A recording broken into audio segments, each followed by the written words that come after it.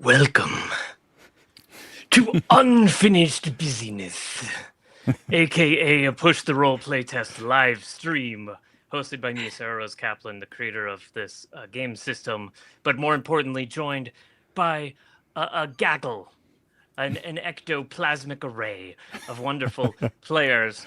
And today, these four players have decided boldly to risk playing a game that I wrote 2 or 3 years ago and will struggle to remember the rules for. And I will introduce them in the order I see them on my screen. First, we have Chris Grace. Hello. I was down for vague rules. Yeah. Vague and eerie rules is what you will get today.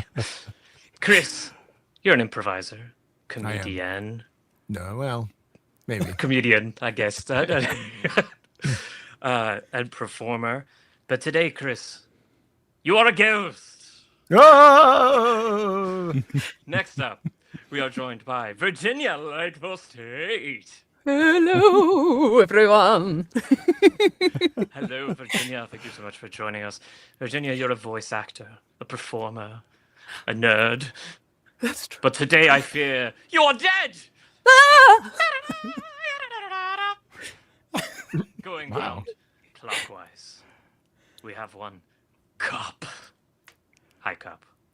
Welcome, foolish mortals. All of my references are Disney. Everyone knows that by now. But I don't know what that's a reference to. it's a Haunted Mansion line, of course. Of course, I have with all the Eddie spiels Murphy. memorized. Yeah. Sure. Or do you mean the ride? Yes, the ride. It's always the ride. I don't watch movies. Yes. But I'm excited to be here. I did want to be a psychopomp, so I'm disappointed that you've taken that title already. Yes, you don't get to be the psychopomp, I'm afraid. You're just a regular ghost. Oh, that's fair. And last, we are joined by, of course, Push the Roll, regular, well-known, beautiful voice haver, Scott Dorward. Hello, Scott. Oh, thank you. Yes. I'm not actually dead. I just always look like this. And not only are we joined today by these four beautiful, if dead, players, we are also joined by a whole array of spooky, spectral spectators in the chat. Hello, chat. Welcome, Ooh. welcome. I like Psycho Pumped. That's fun. Oh, yes. They're if not any even players- corporeal. That's right. If any players want to follow the chat, there is a button for comments that'll give you both YouTube and Twitch comments. I did put it on the screen, but it's tiny. It's teeny tiny. Yes. Today, we're going to be playtesting my game Unfinished Business, which, if you haven't gathered thus far, has a party playing as ghosts. I've tried to be subtle about it. And I'm going to explain the rules. It's pretty rules light if you want to play at home. If you're in the Discord, I uploaded the character sheet, which is also basically the rule sheet, into the Patreon Discord channel. And would you mind pulling that up for me, Cup? Should be a little I'll pull that screenshot here. there. I'll also drop it in the Another Bloody Game channel for non-patrons on Discord. Fantastic. So this is the quote-unquote character sheet, but also the rules. And despite what you might think, if you're used to TTRPGs, these little fill-in little guys, the holes, the buttons, they don't represent your skill in that ability. Each row, Haunt, Whisper, Possess, and Manifest, is one ability you have, and each column, 1 through 6, is a round of the game. And you can use each ability once per round. So don't be deceived. There's nothing for you to decide or fill out. You're all weak little ghosts who have equal powers. Let's just talk through the game first. What is it? Big picture. What are you going to be doing today, my players? You are each someone who has died at some point. You don't have to have known each other. In fact, you probably didn't know each other in life. And you don't have to have died in the same time or place. You can have died whenever you want to and be whoever you want to be. However, you all find yourself now awakening into a fuzzy, ghostly consciousness in the same time and ghostly place. I, your psychopomp, aka the person who will guide you, the recently deceased, into the unknown, I'm sort of here to help, to observe, Sort because of here to help. I'm not really here to help. I'm just sort of here to guide you along. There's not much I can do for you. You're already dead. And it is unusual, however, that you're still lingering around here on Earth. You're not supposed to be here. Most polite people die and simply dissolve into void and non being as you are meant to do. And the fact that you've lingered is because you had, when you died, some very strong kind of regret, need, purpose, something bonding you to the mortal plane that has made it hard for you to pass on. You might call this your unfinished business. And the four of you don't necessarily have to have the same unfinished business. However, you will discover through the improvisational storytelling exercise in which we're about to embark that all of your various unfinished business can be resolved, and you can attain deep spiritual catharsis in the same sort of moment, time, place. Your regrets, your businesses to be resolved, all will interact somehow, and hopefully you can help each other out in figuring out what you need to do and how to achieve it. And you got to do it quick because the Queen of the Void doesn't like when dead people stick around.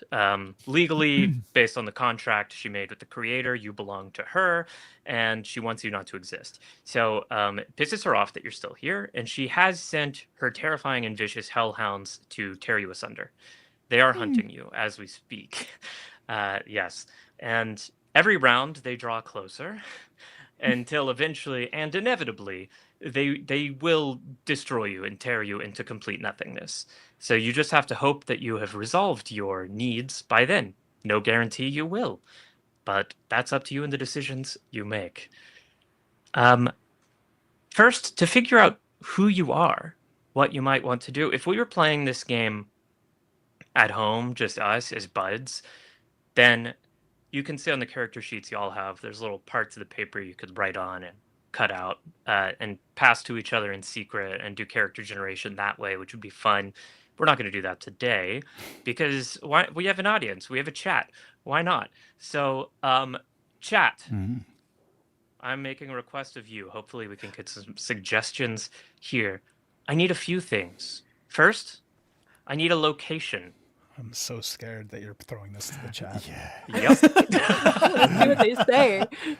I need any kind of location. It can be, Catalina Island. It can be a boarding school in Colorado. Catacombs. Let's be more specific. Catacombs where? The Disney World catacombs. We do too much Disney World. Too much Disney, That's yeah. fine. Even I'll say that. I like the IKEA catacombs. That's good. The Waffle House in Oklahoma. Okay, Waffle House in Oklahoma. That's perfect. Yeah, we don't need to force the horror here. These are ghosts. Their unfinished business is going to have something to do with the yet living. So these yet living perhaps find themselves in a Waffle House in Oklahoma, a waffle home, and why not? Let's say this is a Waffle House in the town of Green Creek, Oklahoma. That's where we are. Scott Great. is a subject matter expert on Waffle House, so this is perfect. Sure. Wonderful. Yeah, let's go with that. Next thing we need to decide is just when we're playing, a decade, a time era, just after 9/11. 1958, whenever you want it to be.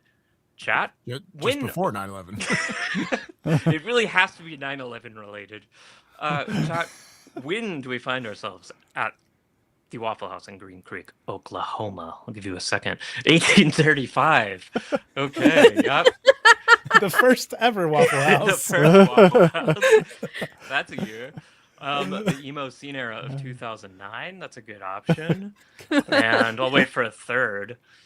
Let's see what we get. 0 AD. Okay, or 1990. We're finding the players- fifth option is typically the best one in the chat.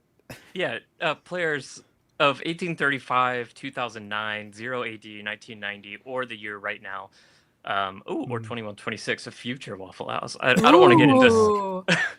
It could be a future Waffle House. The for Oklahoma no reason. coastline in 2126. Does one of y'all feel strongly about one of these years? Virginia, do you have a strong preference here?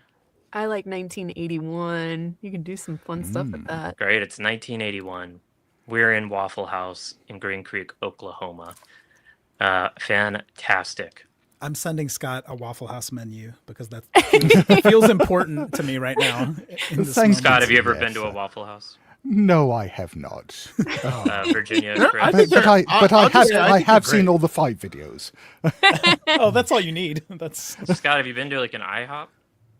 No, I've led a very No. sheltered life. Okay, well, if you can imagine You've been what to IHOP you've been to might a be Little like. Chef, right? Yes. and he lived in New York, so he's been to real diners, I'm sure. I have. But it's different. It's a different thing. That's true. Damn it. Yeah, there's almost no relationship between Waffle House and a real diner. Fair. Yeah. Fair. In my experience, It's the like a fighting little is chef. similar. Yeah. Yeah. If it's like Yeah. a little chef, I get the vibe. I think it's like a Little Chef. Yeah. So or worse, a that's- happy eater. That's great. And now we're gonna get a bunch more things. So chat, more requests I have from you, and you can all shout them out. We're gonna need two things here. We're gonna need first, give me a bunch of, in this game it's called How You Lived, but this is kind of a one word or phrase thing that sums up something important to one of the characters. So it could be something like surgeon, or it could be something like miniature train collector. It could be, anything that would be like a defining feature of the thing, that something mentioned at the top of the obituary, maybe something defining, fun for them to build a character around. Okay, miniature horse owner, that's great. Birthday clown, lovely. I love that. Okay, great. And keep bringing those in. And after you've submitted one of those, I'm also going to need a how you died. And this can be peacefully with your family, in a fiery plane crash, choking on a shrimp.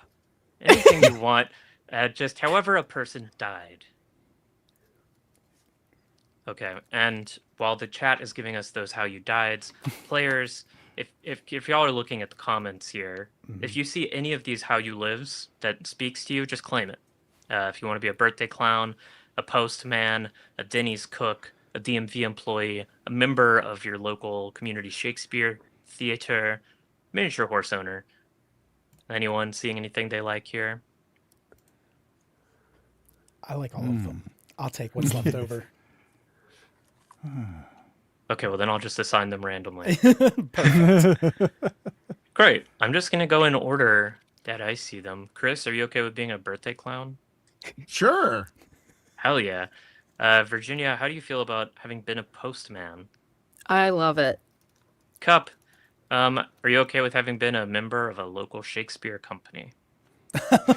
Sure. That's so perfect for me. And Scott, maybe you were a DMV employee? Sure. Yeah.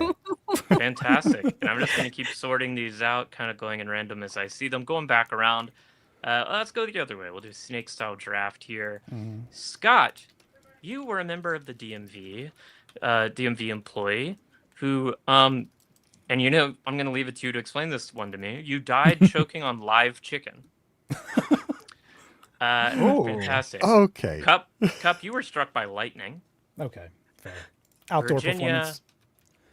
I don't know what that means. Deportering accident? Does anyone know what that means? Deportering? Yeah. Oh, I don't know what it means.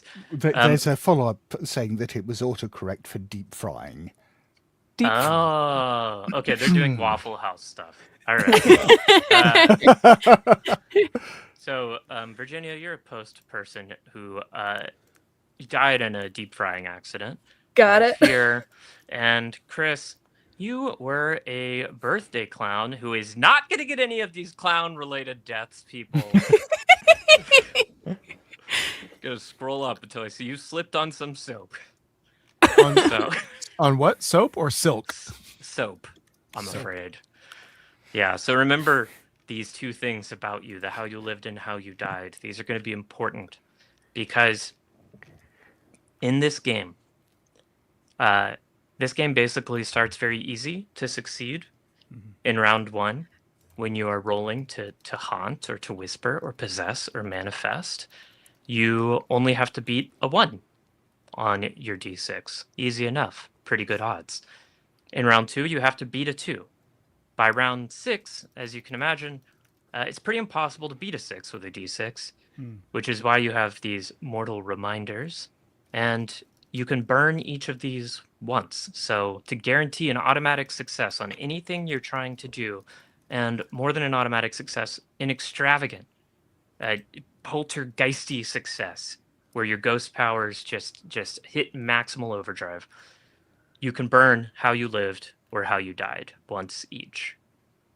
So you might want to save them until round 6, because that's the only way you can succeed by then.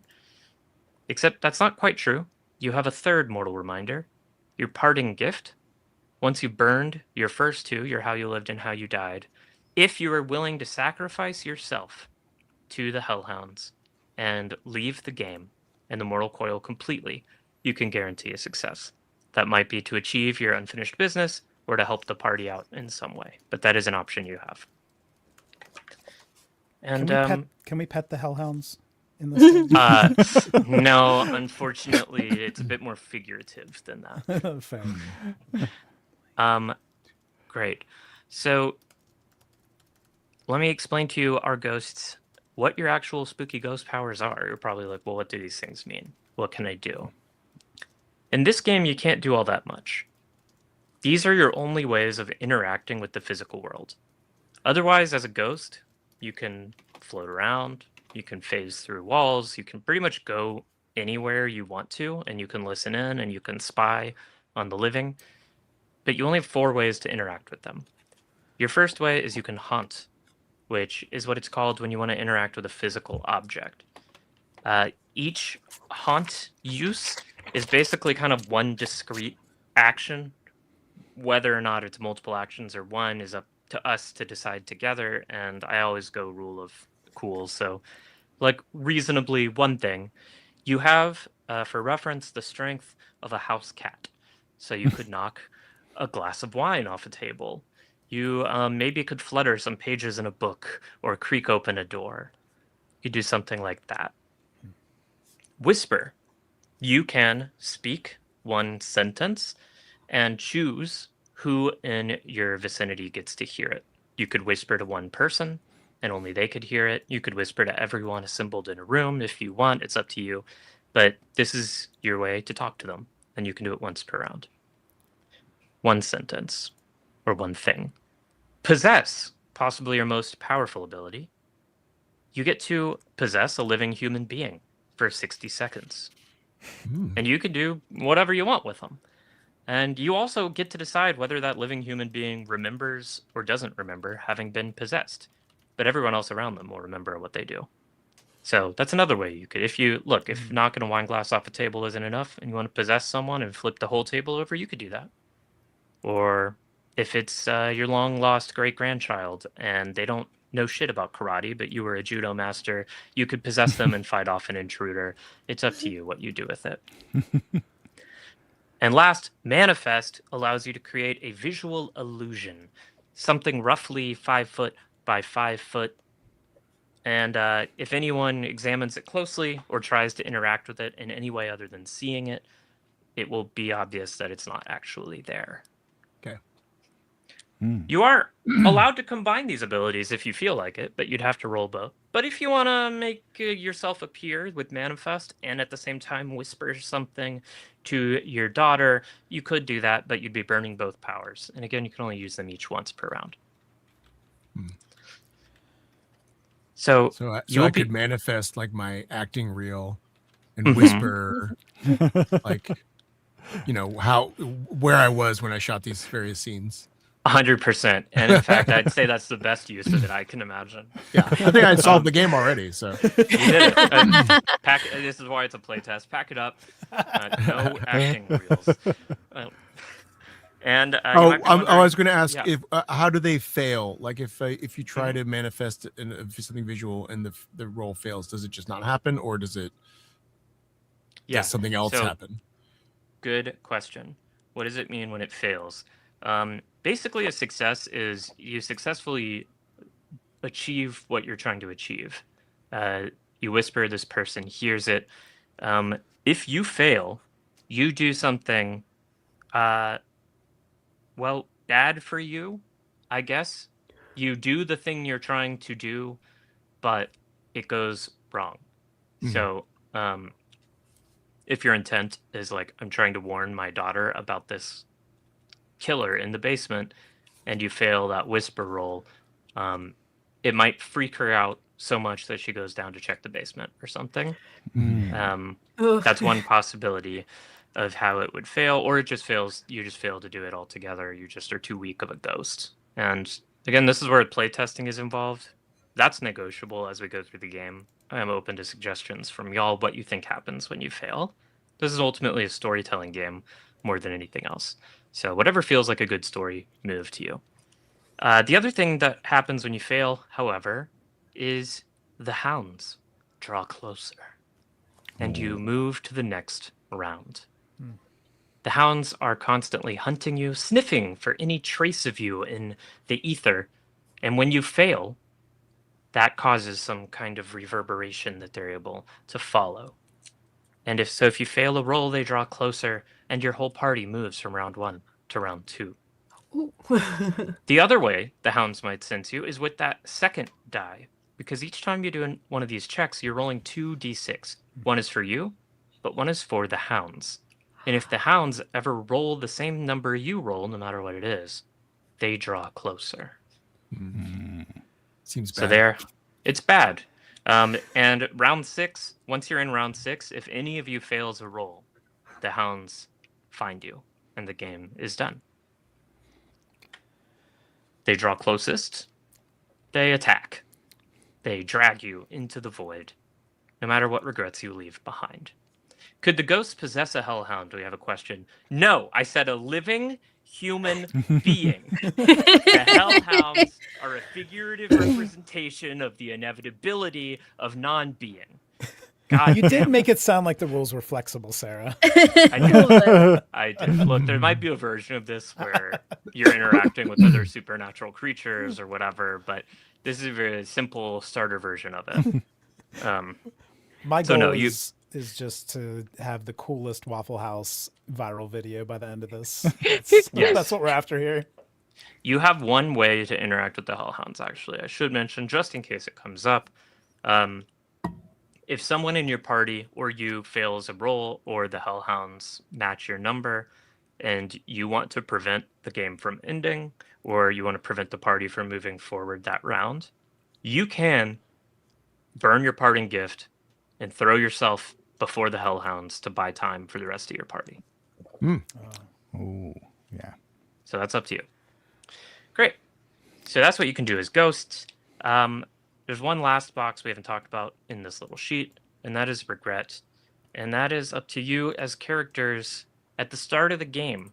You wake up, you're a ghost, and you find the 4 of you together, find yourself maybe hazily just kind of crossing the plain and into the Green Creek, Oklahoma Waffle House. And you are aware of some regret you had when you died. And this isn't necessarily what your unfinished business will end up being, just like your classic Disney hero learns that the thing they needed isn't always what they wanted when they started out on their journey.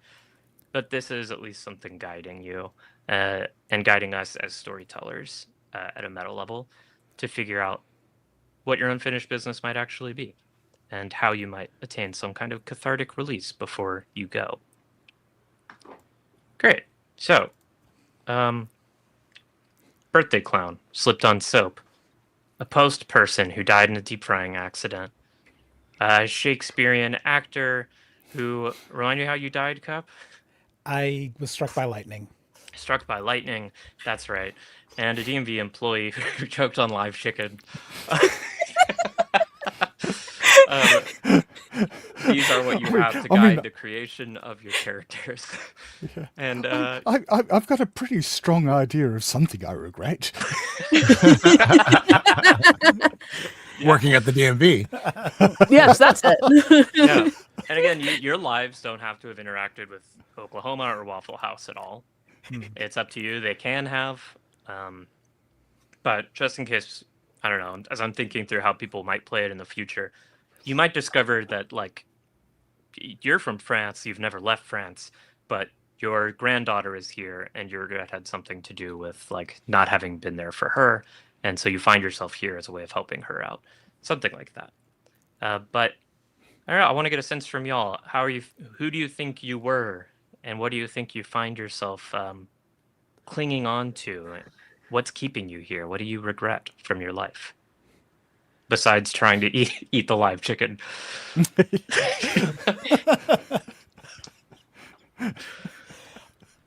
I feel like my regret has to center on the death itself. So I'm picturing.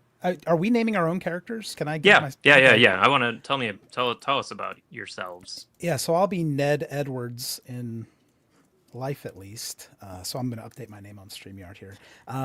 I like to imagine that Ned was like holding a skull prop of Yorick when he was struck by lightning, and his estranged daughter came to the performance, and he was looking at the, like, she had never seen him perform before. This was going to be his big opportunity to apologize to her, because he had acted against her in a way, like he didn't like her boyfriend, and he wouldn't let them shoot their horror movie in his basement because he was worried about all the fake blood and stuff. She moved to Louisiana as like to kind of, get away from him and get away from the family. She had finally come back. He actually is from, I feel like he could only get in a Shakespeare company in Green Creek, Oklahoma. Okay, so he's not great. Yeah, he's actually from here. Don't expect a British accent from me today. But yeah, he and his regret is that he never got to apologize and make amends with his daughter, which you kind of planted in my head with all of your examples, Sarah. Yeah. Yeah. I mean, family stuff's always the easiest. But Yeah, and I think because the daughter's estranged, his wife also hated him when he died, just in case that adds some flavor. Fantastic.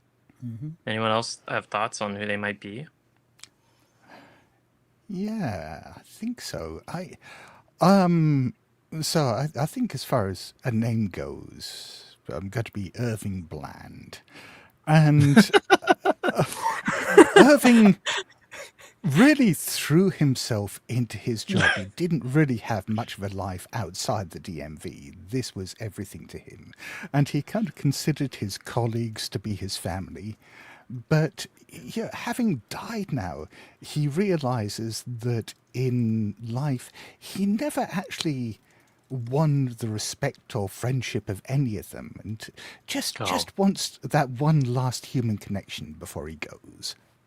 Yeah, very sad. Died realizing as he's sitting there choking on a chicken, he actually didn't have any real friends, did he? No, especially not that chicken. Yeah. Damn. Okay, how about you, Chris? Well, I was going to ask, since we have the game designer here, is there any theme or mood we're specifically looking for these characters? No, I mean, we're on the Push the Roll live stream, so this horror is obviously acceptable and perhaps encouraged by Cup. But no, it's up to you. As evidenced by my deep, horrific backstory. Yeah. Well, because the idea I had was maybe I'm a guy named John Wayne G. Oh, and, yeah. That maybe I'll just keep some of my life details a little bit obscured in terms of but I was a performing clown, and from Illinois originally, and did make my way over to Oklahoma at some point. All I wanted to do was just to entertain children and occasionally have companions. And I thought maybe I would let details spin out from there. Sure. And I'm yeah. I'm okay with that. Somehow I'm going to end up being the biggest asshole character. Despite this.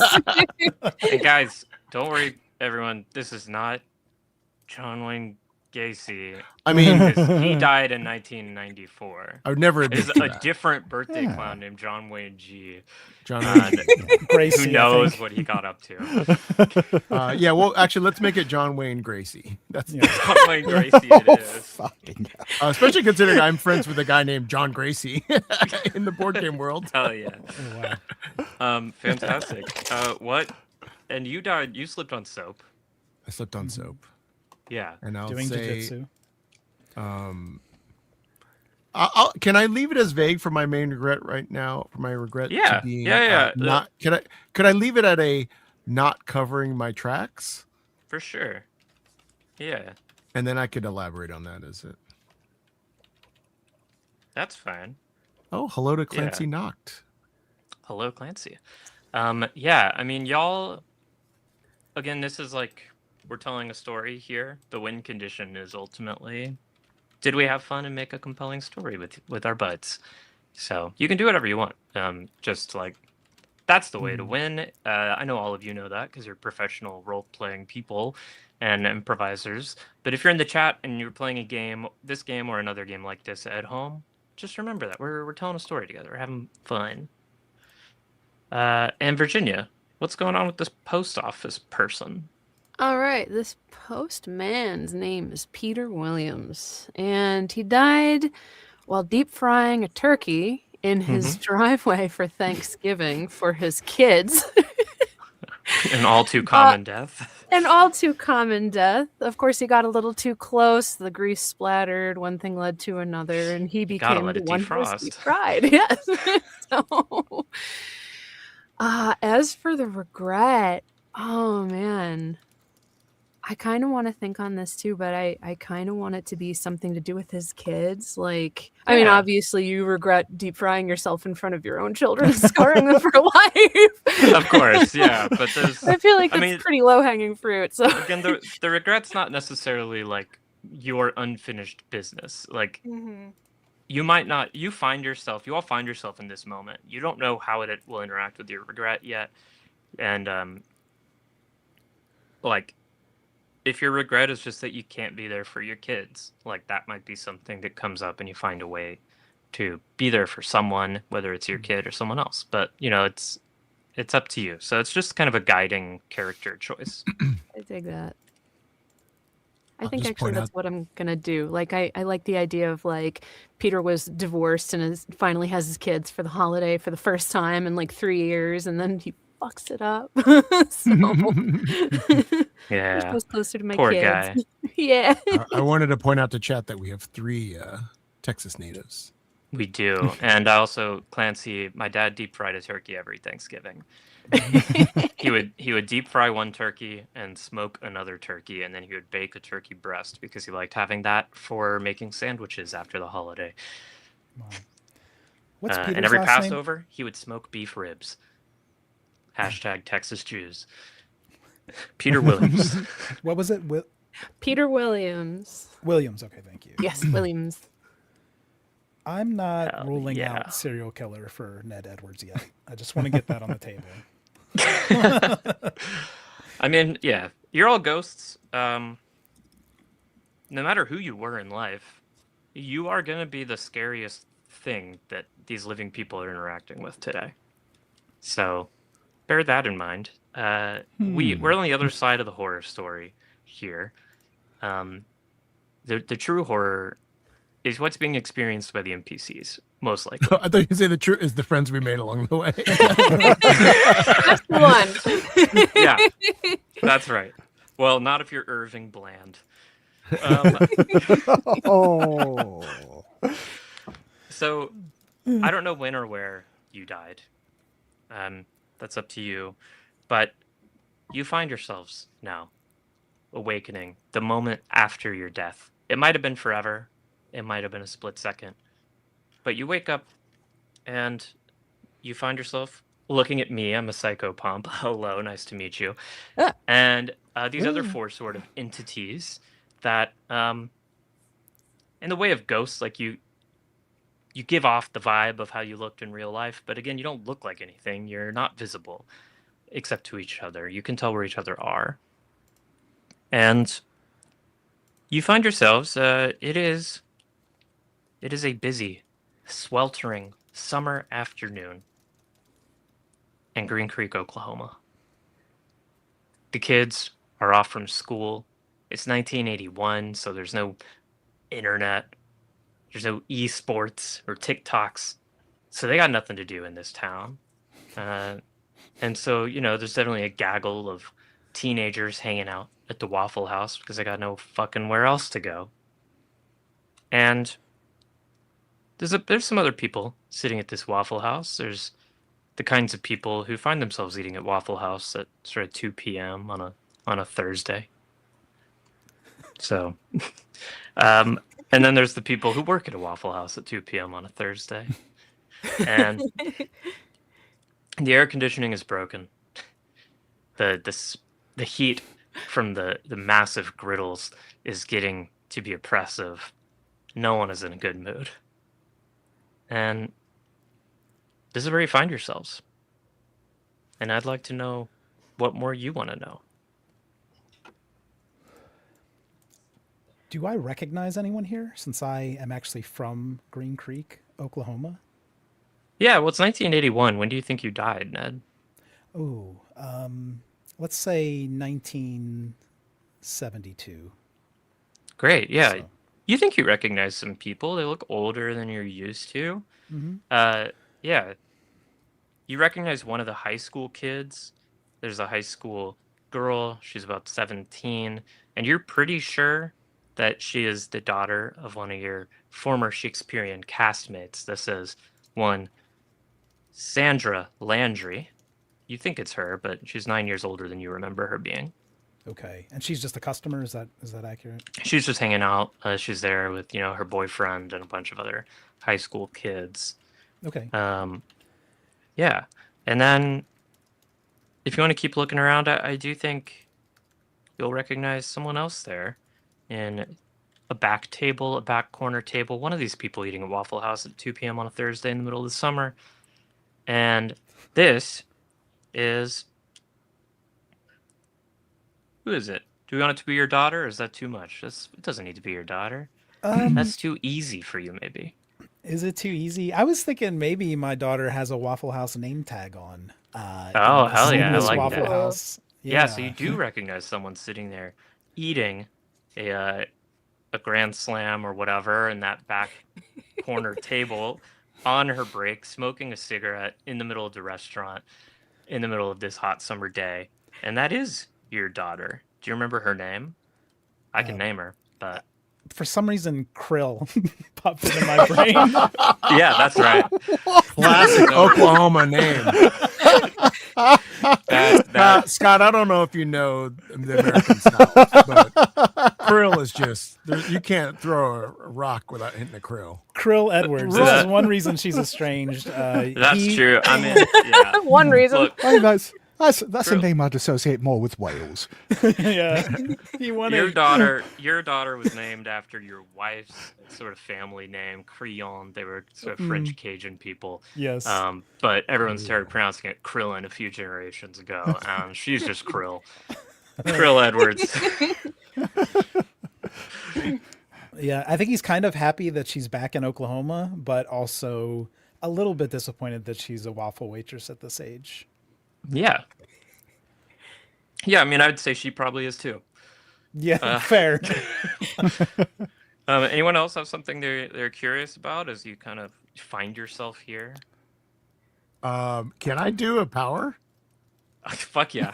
I want to immediately possess whoever is the most manager-ish of the employees. Yeah.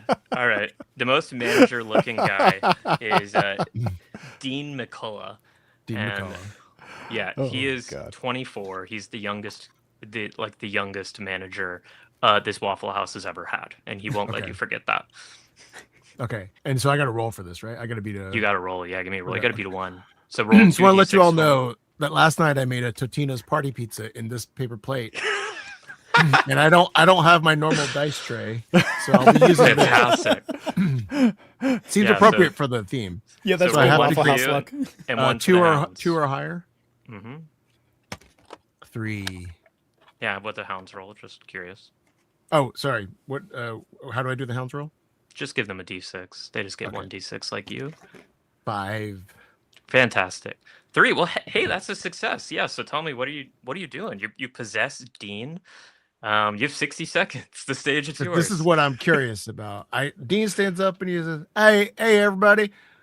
Just want to let y'all know we got a new thing going on here at Waffle House Green Creek. We are serving a free round of hash browns to anybody whose birthday it is today. So, if it's your birthday today, just raise your hand real high and you say, 'Hey, it's my birthday.' And this has nothing to do with whether or not you're more vulnerable to the abilities of a birthday clown. There is no birthday clown here at all." One of the teenagers kind of raises his hand. He's like, "It's my birthday." Perfect. You want them scattered, covered, and smothered? Yeah. All right. It's free. It's free. You're giving me free. Hey, show me your driver's license, and if it's your birthday, these are free. I don't have a driver's license, sir. I'm 15. Oh yeah, you ain't got one of those tractor hardship licenses? All right. You know what? Unfortunately, my parents are both alive. Well, tell me what day you were born. I was born on July. What fucking day is it? 13. Well, today, July 13th. Maybell, hit up some hash browns here. Scattered, covered, and smothered. As well, and we could all say together what those terms mean here at Waffle House. Yeah, I mean, it's a bold guess that there is a Maybell working here. There is, unfortunately for you. I mean, that feels like 60 seconds, unless you have something else you're trying to do here. No, I think that's good, and I think he will remember. Fantastic. Do we talk to each other as ghosts? You said we're not like bodies, you can talk. right? You can talk to each other. Because I think Ned's just kind of watching. He's going to be like, "What are you doing?" I'm just trying to figure out who needs some entertainment today. Now, Maybell, I know what I said, but I'm telling you, no, you cancel that.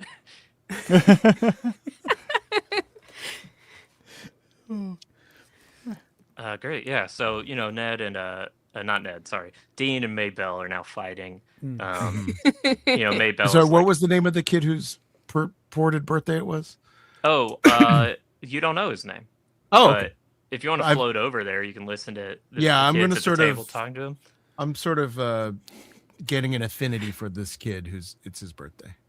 Yeah. So you float over there, and one of the other teenage boys is going like, "Hell yeah, Alex, that's good shit, man. You're getting us free hash browns, dude." So that would be Alex, is that kid. Excellent. Thank you very much.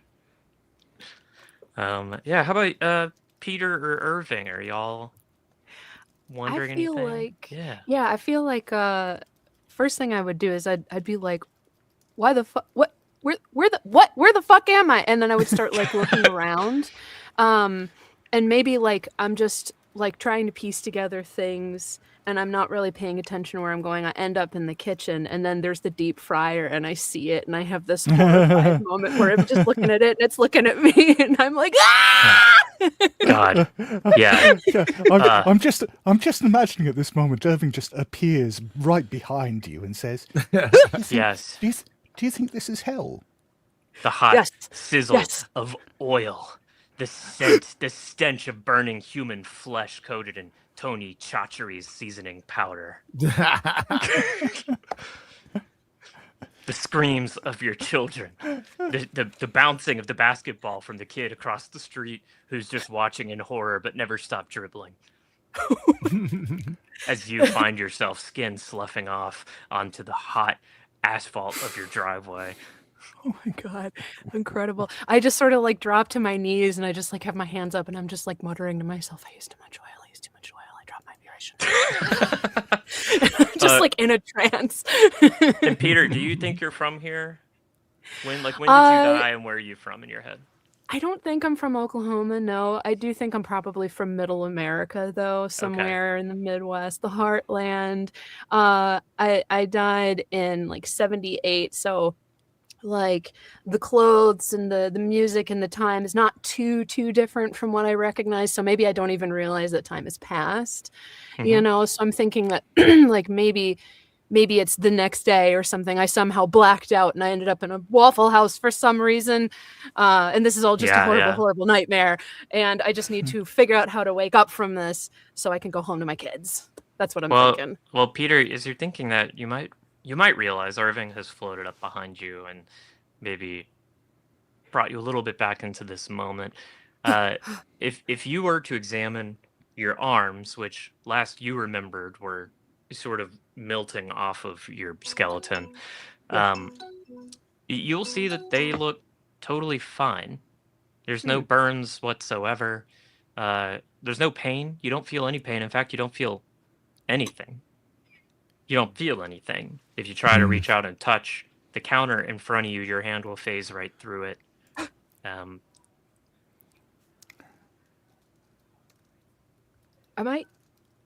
look at Irving. I'm like, am I? Who are you? I think we're dead. I think we're dead. I'm Irving. No. Hello. Peter, but no, that's impossible. I can't be dead. That's not a thing. No, I'm pretty sure I remember dying. Oh, how did you die? I choked. You choked on what? On chicken. I choked on chicken. Like a sandwich or something like that. Oh. A turkey did me in. Maybe that. Yeah, I think I saw a couple more dead people out there.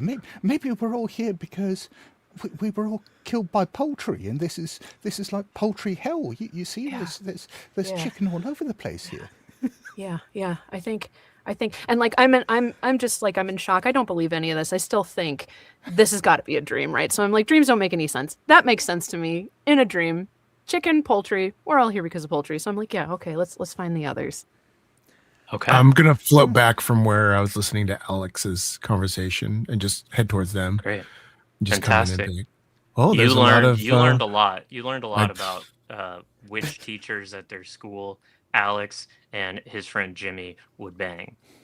Yeah, the two of you, I'll just let you know there's a lot of burgeoning young men here in this Birds? Waffle House. Birds? Burgeoning. Wait, were you killed by a duck? No, I had nothing to do with duck being is why I died. A goose? No, it's an oddly specific list of things you're asking me. All right. And Ned, are you with them as well? You're kind of all floating in the front of the Waffle House now. Not yet. I think because he did see Krill, I don't know how strong a cat is because I don't have a cat, so I'm going to have to run this by you. Sure. I wanted to try Toddler. I wanted to try to haunt the scrambled eggs in front of my daughter if I could, and like shape them into a lightning bolt to kind of send the message that I'm back, baby. I allow it. Okay.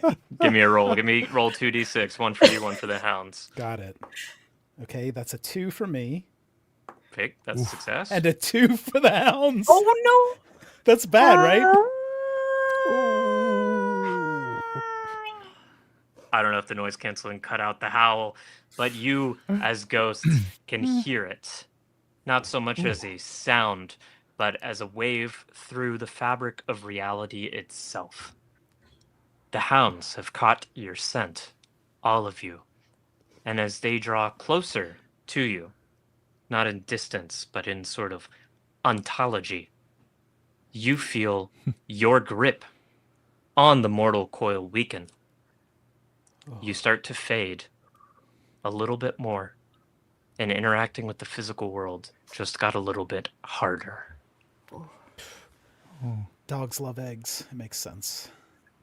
So does that mean like I You do- succeed, but also you do attracted the hounds? succeed. Okay. Yes, you do succeed. So, as that kind of shiver through your entire being maybe wears off, you are able to shape those scrambled eggs into a lightning bolt in front of Krill. This is the kind of stuff I did when I was in the living world as well. And what's your intention here? You want her to realize this means you're trying to reach out to her? I just want her to kind of think of me for a moment, maybe. I think as he finishes a pretty nice lightning bolt in the eggs, he thinks maybe I should have done a heart instead. Your daughter and the living didn't hear these hounds. They can't sense them. So she just sees as she's smoking her cigarette and, has just been kind of staring out the window into the middle distance and maybe looks down to find her eggs wriggling themselves into a lightning bolt shape. She just says, "What the absolute fuck?" I'm very tempted to whisper, "Our God is a lightning bolt." You can do it if you want. Please do it if you want. But this is enough.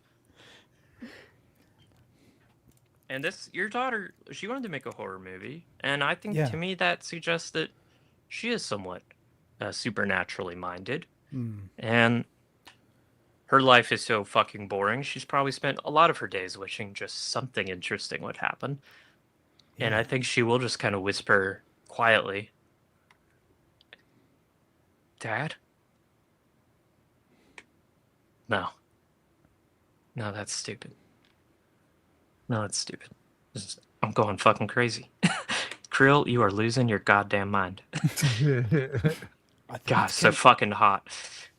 I don't know if these ghosts can cry or not, but I think he's kind of like getting choked up and maybe backing into the kitchen area where the other ghost friends maybe are situated. So back where John Wayne Gracie was relaying our information about these teenage boys.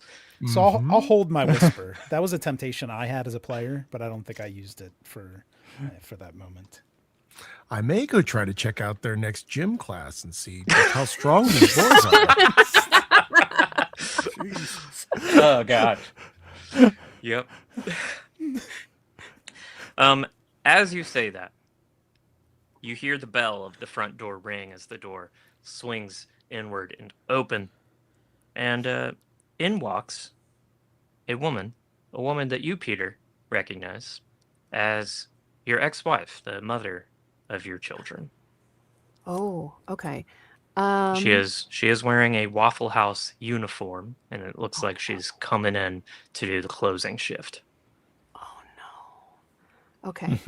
I'm gonna float over there immediately, and I'm just gonna like start talking to her, but like I'm not whispering to her because I still am not really registering that this is like my new reality. I'm just like, Brenda, where are the kids? What happened? The last thing I remember was being in the driveway. God, those boys are something else. My God. Brenda. Oh, she can't hear me. Okay. Thank God for Doreen, available last minute. I wasn't supposed to work this shift, Dean. God, this fucking job, I swear to God. And she is just kind of tying an apron on and going into the kitchen. I'm going to consult my notes. I am going to try to whisper because I'm feeling like I gotta try and get through to her somehow, and I'm gonna try and I'm like getting real close to her ear, like I'm actually whispering, and I'm gonna say,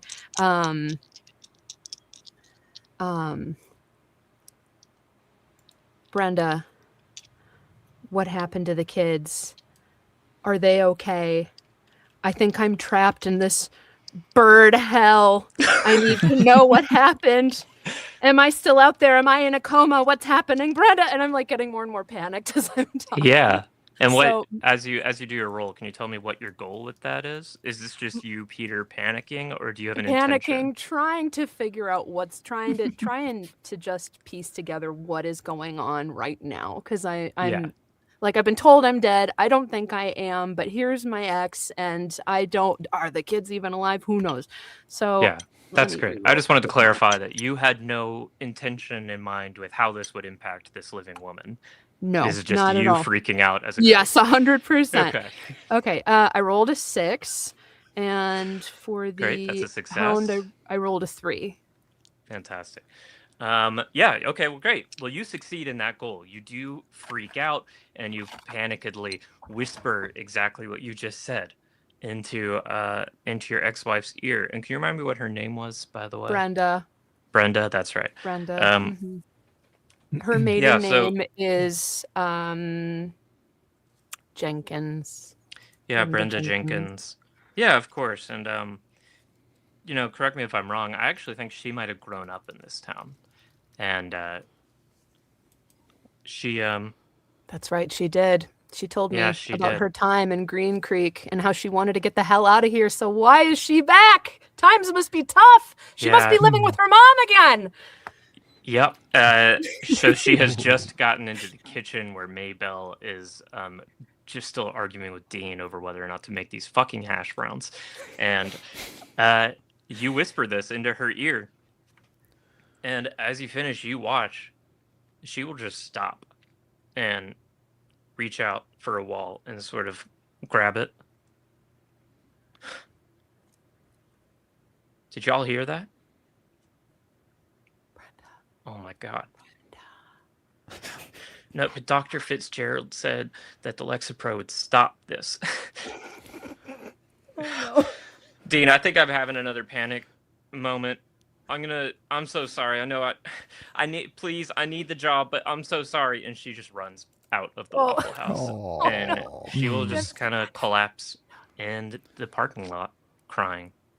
Well, I'm going to follow her out to the parking lot, and I haven't figured out my ghost-like powers yet, but I'm just gonna, like, with my invisible hands, just sort of like have a hand on her shoulder. I'm like trying to console her, and like she's not hearing me. I'm just like in this little moment right now.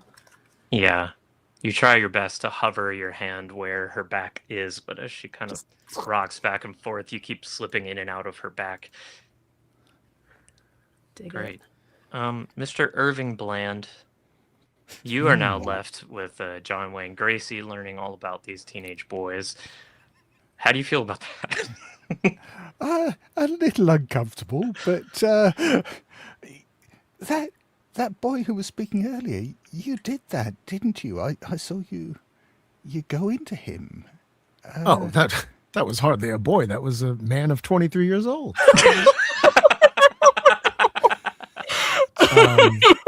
Yes, I just like to learn about people, learn who's about to enter the next year. I was an entertainer, you see. Oh, would I have heard of you? Maybe not necessarily for my work, but you could. For example, tell me when is your birthday? My birthday, it's September the 12th. Oh, September the 12th. And then I'll produce a little card from my jacket that has Yeah, sure, I'll allow it. I've got like a little like a little design based on like someone's birthday, and it'll be like a little card with like flowers on it that spell out September boy. Yeah, I think you kind of pull that out of your pocket as you need it, and then it's I've got 12 pockets. It just floats away if you let go. Yeah. It just fades. Yeah, watch this. Look. Oh, And then it. yeah,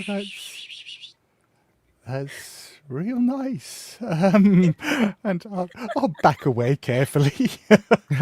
And I tell and you, it really gets them. They love it.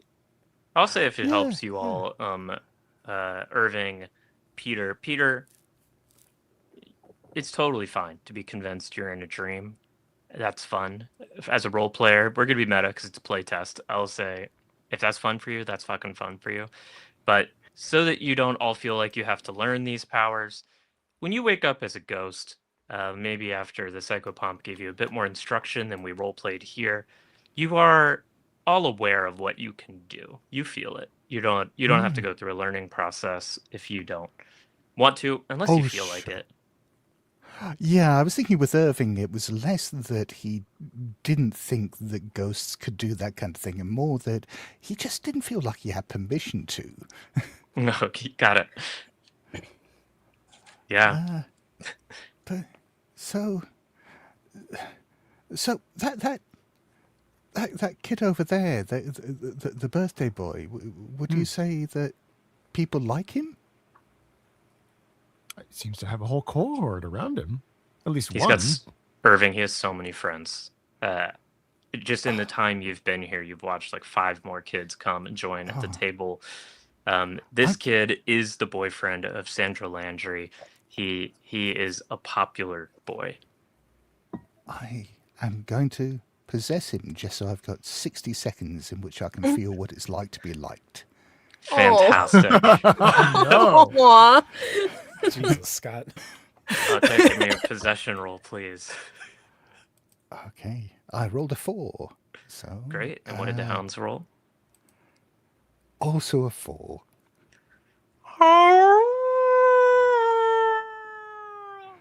The hounds draw nearer and you grow weaker, but you're still able to possess this boy. And Irving, you blink and you are looking around this table at all of these kids. Cool kids. Kids wearing like baseball team shirts and band t-shirts. Johnny over there plays bass in your band. And all these kids fucking rock. And they're all laughing at something you just said. Yeah, I just look around, beaming with excitement, and then realize at that moment that I have no idea what to say to any of them. So what follows, perhaps, is 60 excruciating seconds of just this fixed smile as the birthday boy looks around eagerly at everyone without saying anything. Hell yeah. Dude. And this is a new kid who's just come in. He's to your right. And he's wearing a sick-ass Atari t-shirt that his mom just bought him. It's awesome. And he comes up to you and he's like, dude, Alex, my guy, here's the thing. I know I still owe you money, right? But I'm gonna have it for you. Okay, man? So just like leave my little sister alone, please. No. It's okay. We're friends, right? We're friends, so friends don't owe each other money. Yeah, keep it all. In fact, I'll reach into my pocket, try to find a wallet, and pull it out and start pulling bills out and just handing them to him. Great, yeah, great. So you hand him like the $27 that were in this wallet, and the kid just looks at you and he's scared and he's like, "No, man, I'm serious. Like, I'm gonna get you the money. Okay, so just can you just leave Ellie alone, please?" I'll tell you what, you can keep the wallet too.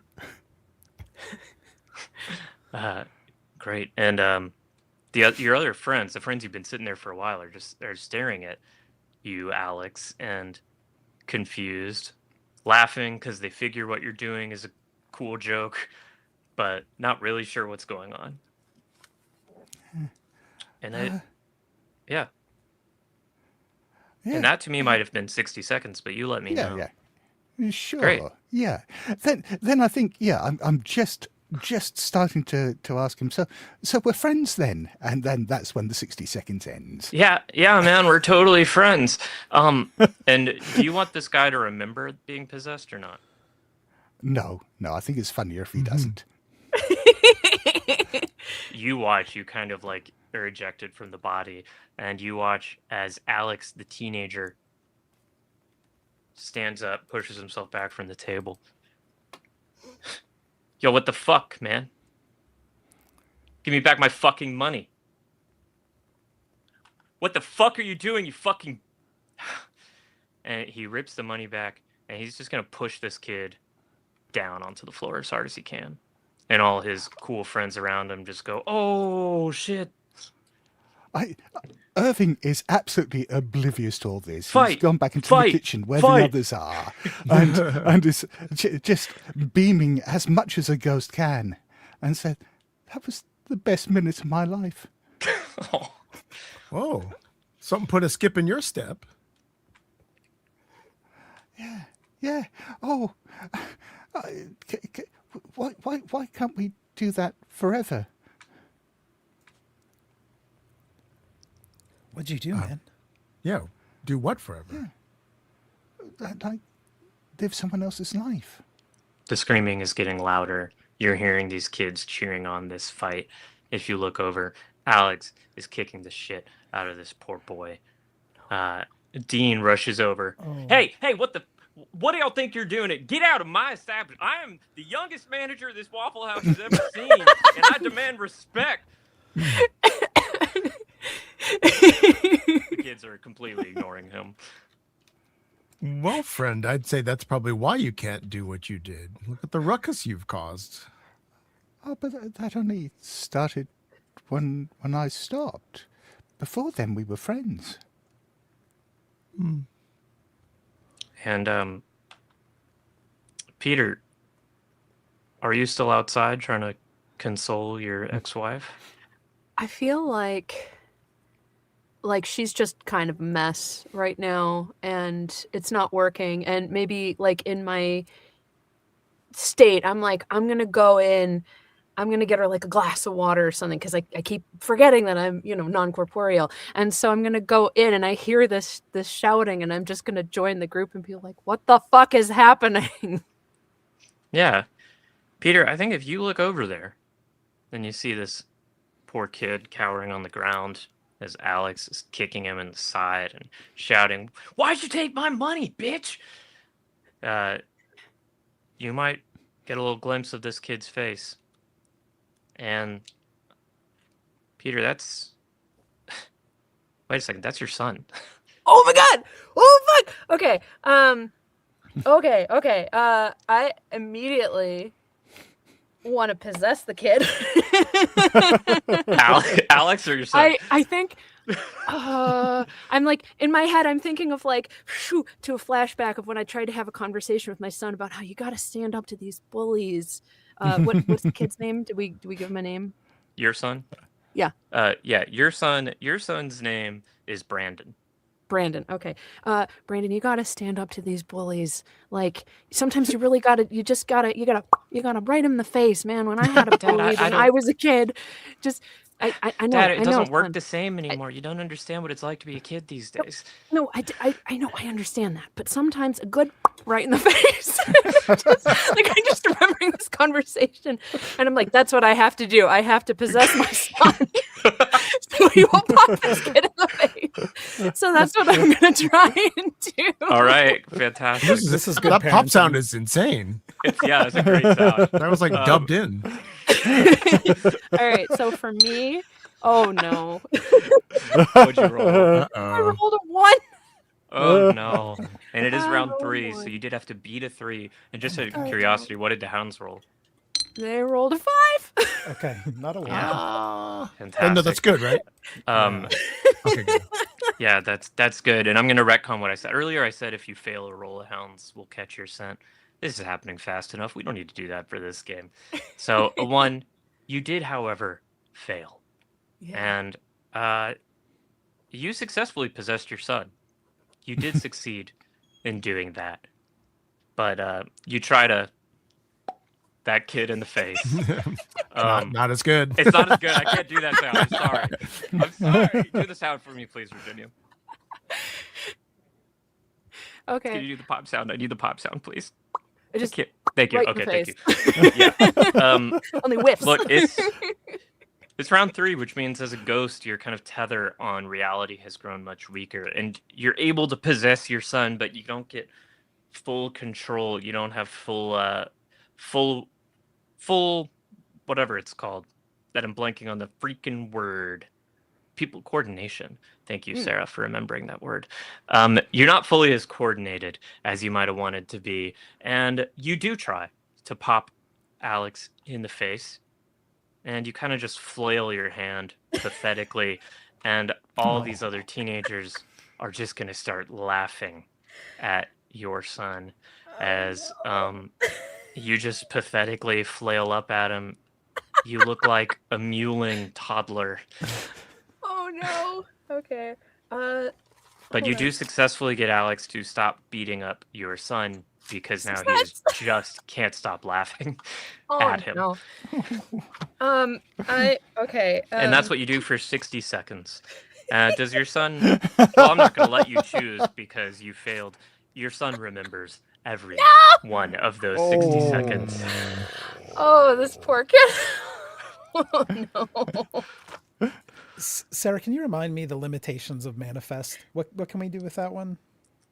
A 5 foot by 5 foot, roughly silent but moving if you want, as lifelike as you want image. An image. Okay. All right.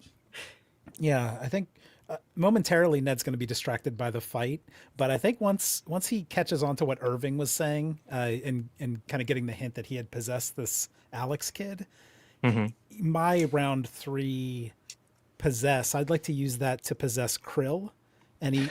Oh no! Okay. He just wants to spend the 60 seconds trying to figure out if she's happy. So he's going to go through her purse and like look for family photos. And great. So even if he can feel something when he's possessing her, like how's she doing? We turn away from Brandon Williams, who is now just crying on the floor, and he's just repeating over and over again, holding his head. I don't know what happened. That wasn't me. That wasn't me. I don't know what happened.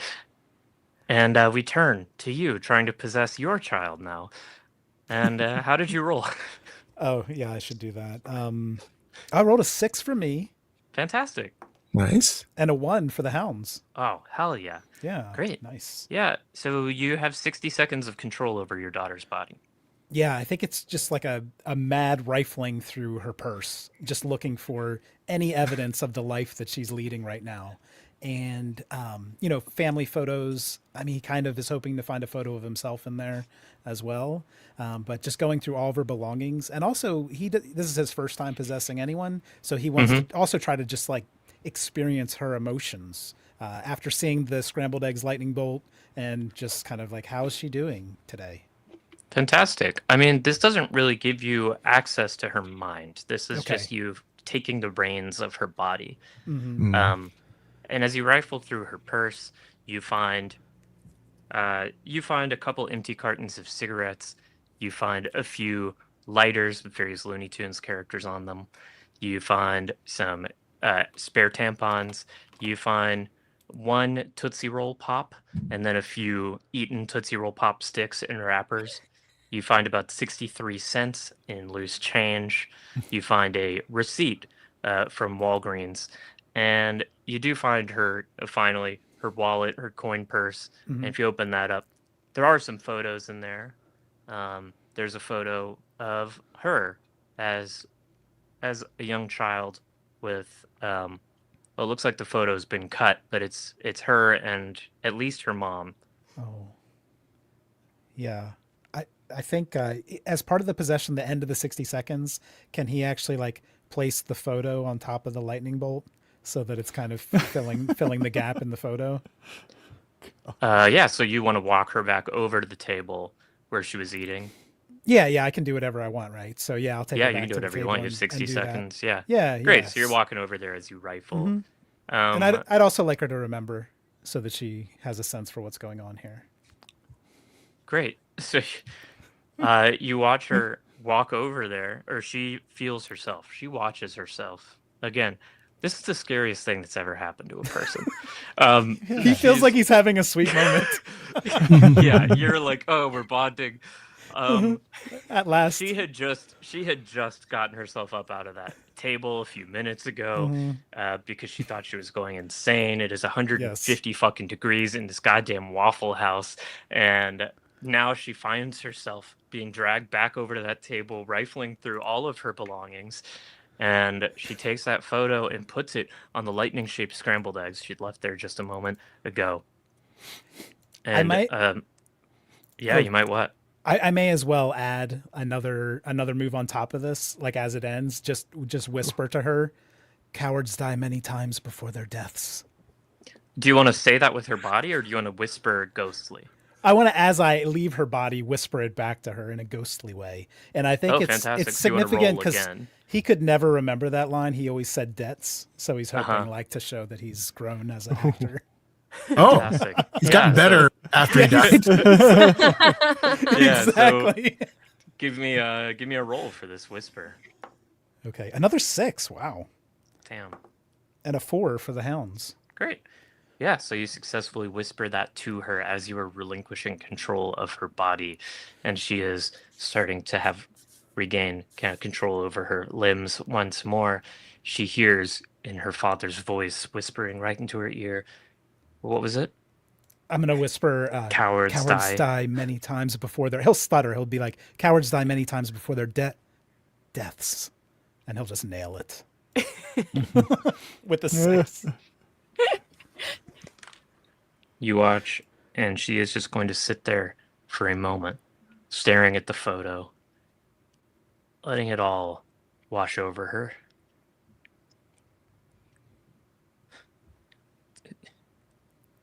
Dad, what the fuck do you want? What the fuck do you want, Dad? What are you doing?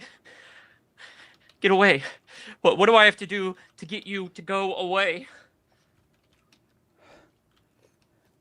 I think he's just like invisibly reaching out to her, like trying to console her in this moment. He thought this was the sweetest moment they'd had in, what is it now, like 2.5 decades? But he'll just kind of back away again, right? He keeps fucking this up by succeeding. Yeah. Great. Now I want to hear from John Wayne Gracie. What are you doing? What's going on? Well, correct me if how many times can we use the powers? Is it once per round? Once per round, yeah. So you have a clean slate, I believe, now. Excellent, because we're in round 3. Mm-hmm. I want to get to know this Alex a little more. Yeah. He seems like a good kid. Yeah. Maybe just misplaced aggression a little bit. So I thought I would maybe try to tempt Alex to sort of take a walk on his own by manifesting something that he's potentially interested in. So can you tell me, where is Alex now? Is he still sort of embroiled in the like what was left? Yeah, Alex has left young Brandon Williams shivering on the floor, and he has gone back, slid back into his seat with his arm around his girlfriend, Sandra Landry, and you, I think, John Wayne Gracie, might recognize a certain familiar shine in his eyes as he sort of bathes in the afterglow of beating the shit out of this kid. Yeah. I would like to manifest outside the Waffle House that in his eye line, a brand new red Mazda Miata turns the corner and pulls up in front of the Waffle House. Just to try to entice him outside. Yeah. Now, can I use a mortal reminder after I roll, or is it instead of rolling? I mean, you roll first, see if you fail. Yeah. All right. So let's see. For this manifest, I rolled a 5. Great. And then for the hounds, I rolled a 1. Fantastic. These seems hounds bad, right? Shit. No, it's good. They have to roll what you roll. Oh, okay. They're just kind of sniffing around the entire universe right now still. So yeah, you do that. You're a clown. You're a performer. You have a good sense of what this kid will see. So even though you are really manifesting just kind of a 5 foot by 5 foot image, given perspective what that kid is seeing out of the window, you can make it look like a red Miata is. Yeah, maybe even given my limitations, just the front of it coming around a corner. Yeah. Just enough to get him to investigate outside.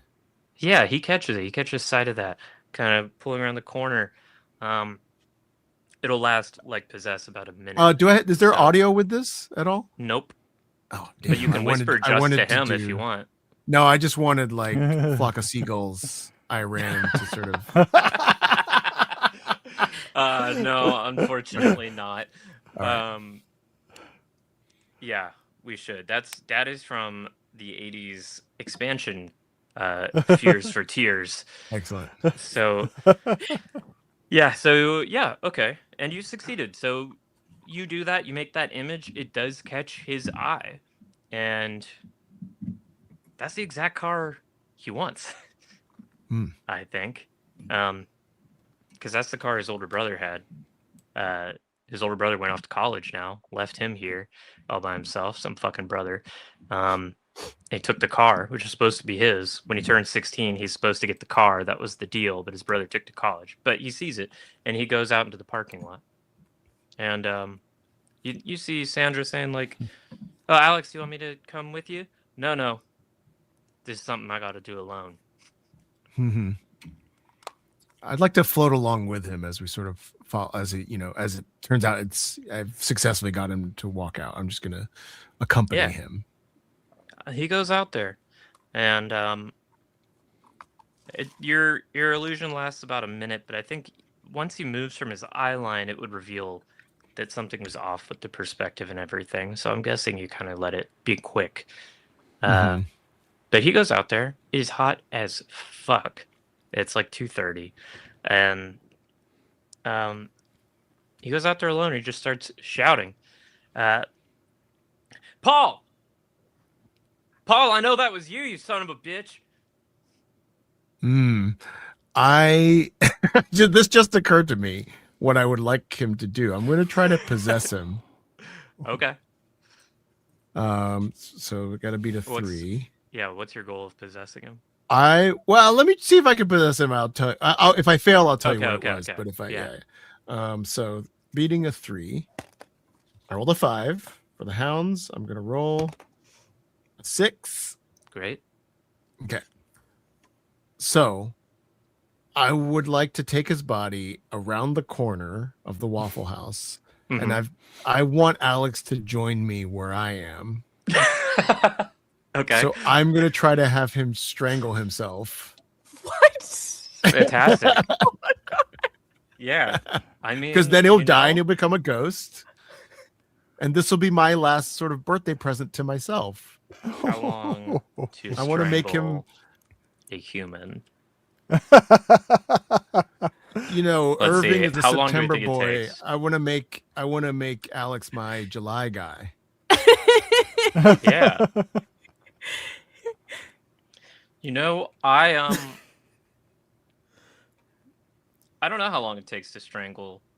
You know what? A 15-year-old boy, but I think you do your best. But I would say, can I have him? I mean, can I also like bash his head into the brick wall? Yeah, you can.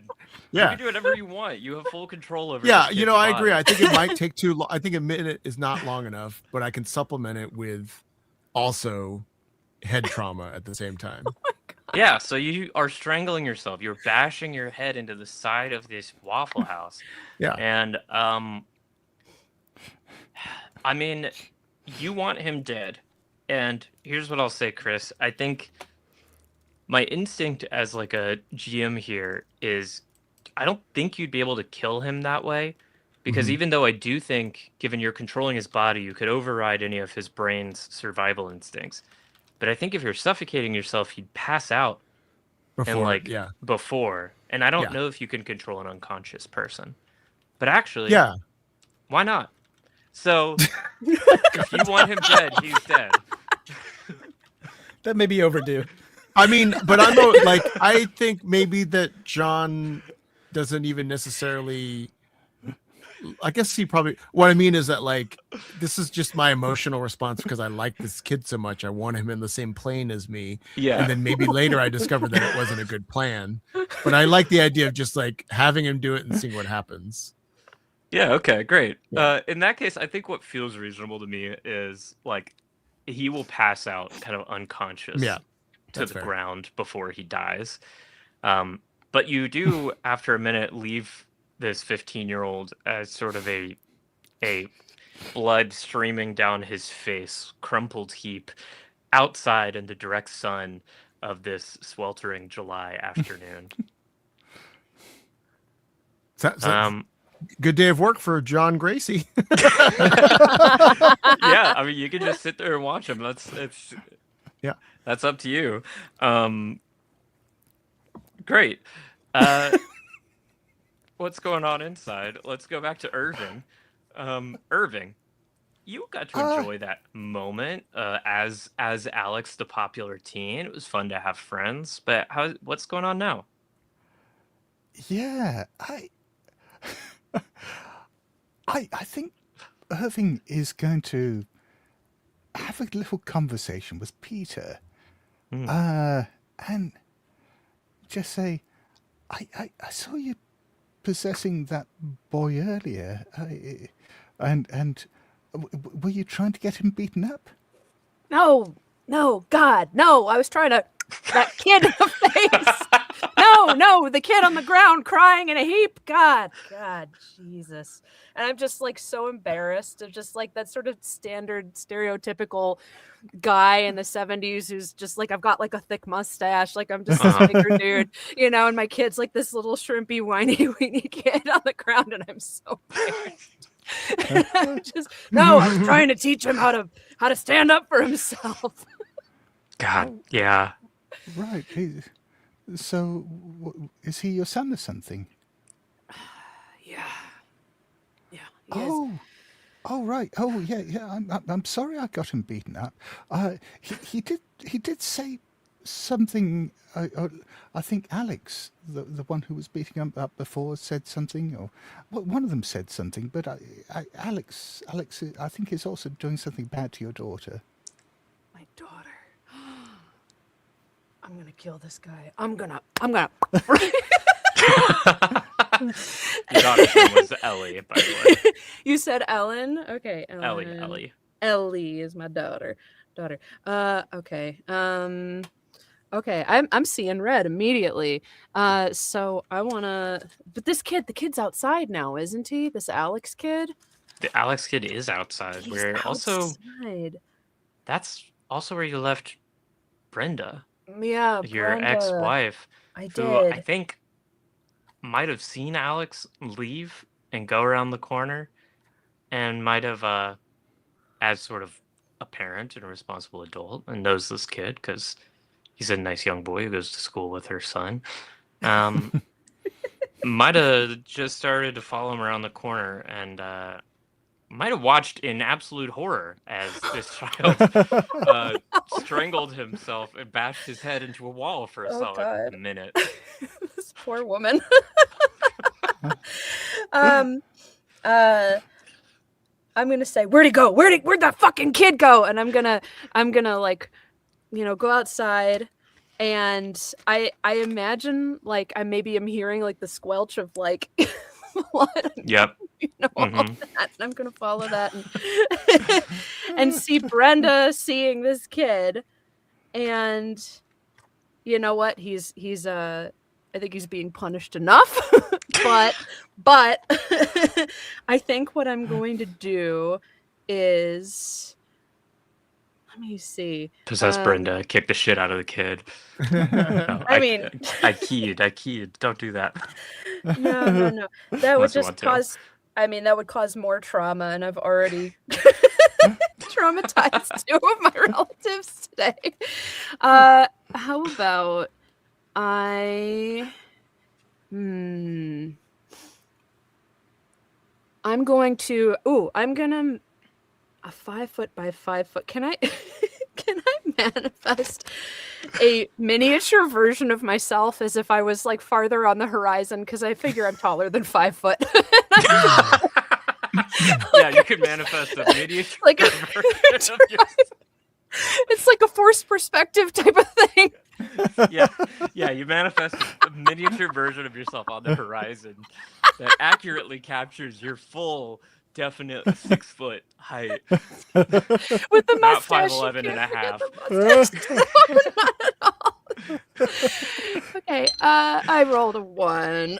Okay, well, I'm afraid Again. you Well, fail to wait, manifest that. can I Yeah. burn one of my mortal Please, reminders? you can. Yes! Okay, I forgot about those. Okay, so I feel like because I don't believe that I actually died in a deep frying accident, I'm gonna get rid of how I died. And Great. then do you want me to still roll for the hounds? Oh, yeah. Oh, no, sorry. You automatically succeed with that. Cool. Great. So you're burning your how you died. Now, Yes. that means that I will let you accomplish your ultimate goal however you want to accomplish it. However, you have to explain to me how you make use of this sort of haunted essence of a turkey deep frying accident to achieve this. So, what is your goal? What are you trying to communicate to Brenda here? Okay, so what I'm trying to communicate to her is Brenda, I know we didn't always see eye to eye. You were right to take the kids. I shouldn't have cheated on you. But Ellie and Brandon are not doing well in Green Creek. You need to leave here because they are both in peril. And I'm just like, that's what I'm trying to convey as strongly as possible. Okay, so you're in danger. Leave, get out. That's kind of your children are in danger. Our children are in danger. Yes. Yeah, so I will say, Virginia, you 100% convey whatever, that whole message. She will understand what you mean. I just need you to tell me how you do it by manifesting something involving a deep frying turkey accident. Now, because this is a mortal reminder, you're not limited to the 5 foot by 5 foot thing. You are like at your maximal poltergeist powers. My like poltergeist. Whatever you want to do, you can do. If you want sound, if you want this image to be, massive, I don't care what you do. It's up to you. So just for clarification, do I have to show her me dying? Is that like part of how that is? No. Like if as an example, Yes, please. If you wanted her to see like floating in the sky, bubbling oil and turkey carcass spelling out, "Hey Brenda, I know I wasn't the best husband and I wasn't always there for our," you could do that if that's what you wanted to do. I think this is going to be like an LSD trip, but here's what I'm thinking. Yes, so this is a restaurant. This is a restaurant, right? They've got pots, pans, all kinds of things, including maybe something big enough to deep fry a turkey in, right? Something that Peter would have used. 100%. So behind this kid who's bashing his face in against the side of the Waffle House, out rolls just by itself an empty seeming soup stock pot. Okay. That sort of rolls out and then turns and then uprights itself. And then smoke and steam and bubbling and oil starts spilling over the top. And out from it pops a turkey. Fantastic. Turkey. A cooked one, but its head still has like the wobbler and everything on it. Ooh. And it says to her in this very, very calm voice, Brenda, you must take the children and leave Green Creek immediately.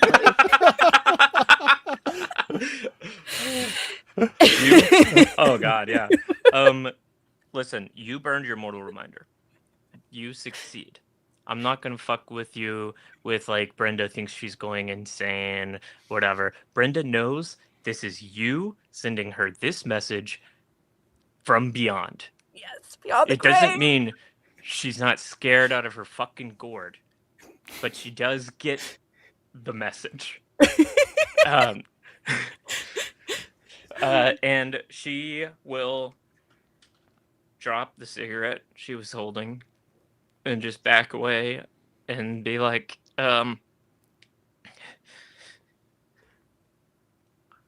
whatever you say, Peter. Whatever you say. And she will just slowly back away. I think she is terrified of you and what you might do to her. and she looks at the child who has been beating himself on the wall. I think she might think that was your doing as well. And That's what it takes. and she will walk herself back into the restaurant and shout, Brandon, honey, we're going. Oh my God, Brandon, what happened? And she will rush over to her son, cowering on the ground, still repeating to himself, "That wasn't me. I didn't do that. That wasn't me." Oh, excellent. Oh, yeah. So y'all walk. John Wayne Gracie, you watched that happen. You're still out here. It's probably interesting, I'd imagine. Yeah, because I'm seeing it too, right? In terms of yeah, you could see it. Yeah, Yeah, you watch Peter pull that off. Yeah. Oh, that was quite a display. I'm really tired.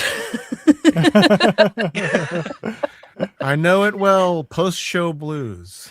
I don't think that's what this is, but okay. Yeah, Peter, as you say that and you look down at your body, remember how before I said when you look down, all those scars were gone and your body was intact? That is no longer the case. Oh no! And your body looks exactly the way it did when you died. Oh, now, my mustache is gone. And so is all my your hair. mustache miraculously was the only bit of your hair that was not burnt off of your Amazing, flesh. yes. Yeah. Yeah, I know. It's very lucky, thank God. Selleck survives. And I'll notice that too, the change. Oh my goodness. 100%. You need an unguent. Yeah, John Wayne Gracie, this is what you see when you look at Peter is something you've only seen happen to a human body a few times. A few. Well, it's no wonder that put you out. That's quite a trial you went through, apparently. You were hiding it well before. And I just go, thanks so much. And Peter, it hurts. Yeah, should not do that again. Yeah. Well, you did a lot better than I did. I just put him to sleep. I'm looking over at Alex, who just seems to have just passed out mid-strangle. Yeah, I mean, is that enough for you? Oh, it's a start. Yeah. I find it's not great to rush through some of your projects. Sometimes it's nice to sort of live in them a little bit and enjoy the moment. You know, as a clown, I found a lot of times I was often too focused on the results and not the journey. Mm. That's so true. I'm looking at this kid. I'm looking at him. I'm looking at the kid. I'm looking at him, and I'm going, what the fuck? Well, you don't think the four of us can hang out together forever? I mean, there's got to be new blood somewhere. But I mean, there's plenty of blood on the ground right now, but. Well, no offense, but I don't know how long you and I could actually converse and get along is the point. Alex is starting slowly to come to. He's just kind of groaning in pain on the ground. Are we in round 4? It's still round 3. Actually. Oh, okay. I'll whisper then to Alex. Yeah. Great. I'm going to whisper happy birthday. So, let's see. This is round 3. Roll for that. I rolled a 1. And for the hounds, I rolled a 5. Great. Well, I think I was wrong to retcon my hounds rule before. So the fail will advance to hounds. Sure. But yeah, you failed. What was your goal here? I was going to whisper into his ear just happy birthday to you. But I don't know how it comes out now. Yeah, what was your intention? I mean, are you trying to scare him? Like what? No, I was actually trying to be friendly. You were trying to be friendly. I mean, me trying to get him to die isn't me trying to. I'm trying to get him to our plane. Yeah. So it's not actually an act of, for me, violence. It's actually an invitation. Right. John Wayne Gracie loves hanging out with 15-year-old boys. We all know that. However you can get them. Yeah, it's on Wikipedia. Yeah, it's on Wikipedia. Great. I think because you fail, you whisper that he hears you. I mean, that's horrifying. But I think in failing, everyone else hears you too. Everyone inside of the Waffle House will just hear this. Happy birthday to you. And everything.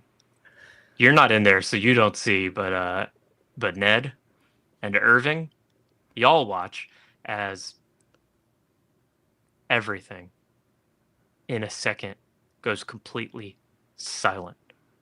Brenda trying to get her son off the ground. Brandon muttering to himself over and over again. All of these teenagers laughing at Brandon, and now they've mostly moved on and they're talking about, they are so excited to see Bloodsport whenever that comes out. And they all go dead silent as they hear happy birthday to, because it's not coming from anywhere or anyone. It's everywhere. Annette, I think you watch as Krill, who has stayed sitting in that booth, sort of just shouting at, Dad, what do you want from me? She hears this song. Did I forget your birthday? Is that what this is? Dad, are you fucking kidding me? You're doing this because I forgot your goddamn birthday? Well, I'm sorry, Dad. God, I just can't win with this one. I think he's gonna. That's kids for you. I think we're in round 4, right? You said you are now in round 4.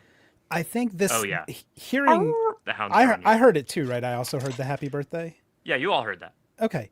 I think this is going to remind him of maybe like the first major rift between him and Krill when he refused to buy her the game of life when she was 6 years old because he thought it was too progressive. So he's going to manifest the game of life on the table, on the table where like the scrambled eggs and hash browns were. And he wants to, if you'll allow this in the vision, he wants to put like the little blue dad peg back in the front seat of the car with his wife and the 2 kids in the back, to represent to Krill that he's trying to rejoin the family, to try to mend things, and presenting it through this gift, this kind of unfulfilled gift, this wish that she had. I see. Okay, fantastic. But I have to roll a good number this time. Yeah, please do. I rolled another 6. I really did. Ooh. And a 5 for the hounds. And a 5 for the hounds. A 6. Yeah. You did it. Yeah. And I want to. You're trying to communicate to her. You want to rejoin the family. Yeah, just manipulating the pegs on the manifestation of the life game. And because you've succeeded so many times, Ned, I think you accomplished your goal. I think it's going to get through to her. That you're not trying to. Well, you are haunting her, literally, but you're not trying to torture her. So she sees that, she's shouting, "I'm sorry, I forgot your birthday. What? I'm sorry, Dad. I don't know what you want." And she watches this game appear on the table in front of her. And maybe it does recontextualize that happy birthday song. Oh, were you trying to sing that to me? You're trying to sing that to me? Because today is my birthday. God, how did I forget my own fucking birthday? It's just what happens when every day is the same, Dad. I think he's going to whisper in this moment, "My July girl." Great, yeah, roll for whisper, please. Oh, fuck. 3. That's a fail. And a 4 for the hounds. Okay. You fail. Again. The shiver through your very ghostly spine as you find yourselves being torn further from the mortal coil. Oh, It is God. now round 5, Oh, and the God. hounds have drawn nearer. And you, having failed in your attempt to whisper, "My July girl," He didn't realize how creepy it was in that moment. yeah. Yeah, he didn't realize how creepy that was. So whatever your intention is, you had just gotten her to calm down. You had just convinced her maybe this was a good thing. And I think it comes across a lot more possessive than you intended it to. Yes. Shit. I should ask that John Ghost what I should be doing here. He really seems to have his shit together. Yeah. My July girl. Is that what this is, Dad? You can't let me go? After all these years. After all these years, you can't just let me live my own goddamn life, make my own fucking mistakes? Is that what this board game's... Oh, I misinterpreted the whole thing, Dad. I misinterpreted it. Without using any of the moves, he's just like screaming like, I love you, I love you, I do, I love you. And he just like nothing, right? She's not getting anything from this. Yeah. Oh. You know, I could have been someone. I didn't have to end up here. I didn't have to end up here working at a fucking Waffle House. He covers the college path on the life game board. Fucking Look, it's not like you were wrong. Like, yeah, it turned out that Jean-Paul was like a huge asshole, okay? But I needed to learn that for myself, okay? And if the movie idea was solid, the movie we were gonna make was solid, okay? It was good. And now we can't make it anymore because someone already made Gremlins, okay? And anytime I try to pitch Critters around, I'm just told it's derivative. That could have been me. I could have been Gremlins, Dad. Oh my God. I'm going to hold a move in case somebody else wants to fuck up this round. I don't want to send this forward again. Yeah, Irving, what's going on with you? Yeah, I do kind of want to fuck up this round. So, so I think having seen all this escalating chaos around, and particularly having seen Brandon getting the shit kicked out of him and the way that Peter reacted to that, Brandon is feeling sort of guilty about the whole thing. And it was your fault, Irving, yeah. Yeah. And in line with his own desires, he has a plan. So what I want to do is use Haunt to basically start moving ice cubes into the deep fat fryer. Okay. Oh. Yeah, I mean, sure. I did say one discrete action that a cat could do. But if you succeed, we'll find a way to make it happen. Well, no, I'll tell you what. Let's go with plan B here. I'm going to possess Brandon. Oh, yeah. Okay, great. This poor kid. Brandon's mom has just gotten him up off the ground. And he and Brenda is trying to hurry him out of the Waffle House, heeding the warning of her horrifyingly disfigured ex-husband and his ghost turkey. What would you like to do with Brandon's body? Yeah. Oh, let's roll first of all to see how this goes. Yeah. Oh, I rolled a 3. Well, you can burn a mortal reminder here. I think I will. Great. You can turn that to a success. Yeah.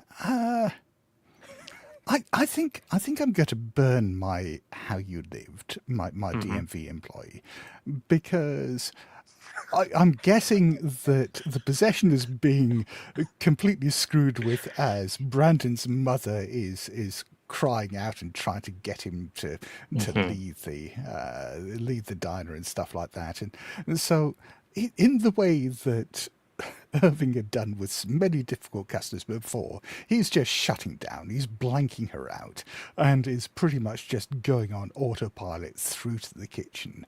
And taking finding these bags of ice and just emptying them into the deep fat fryers. Oh my God. And turn the fryers up. Wow. Oh no. Wow. And this is a mortal reminder, which means Yeah. you get to do this with a little extra pizzazz, if you will. You don't have to, but Oh, yeah. Oh, I think I absolutely do. So, yeah, then, I mean, the pizzazz is just simply that this has a fantastic effect on the fries. There's gouts of flame, hot burning oil splashing all over the place, the kitchen erupting into fire. And then, fantastic.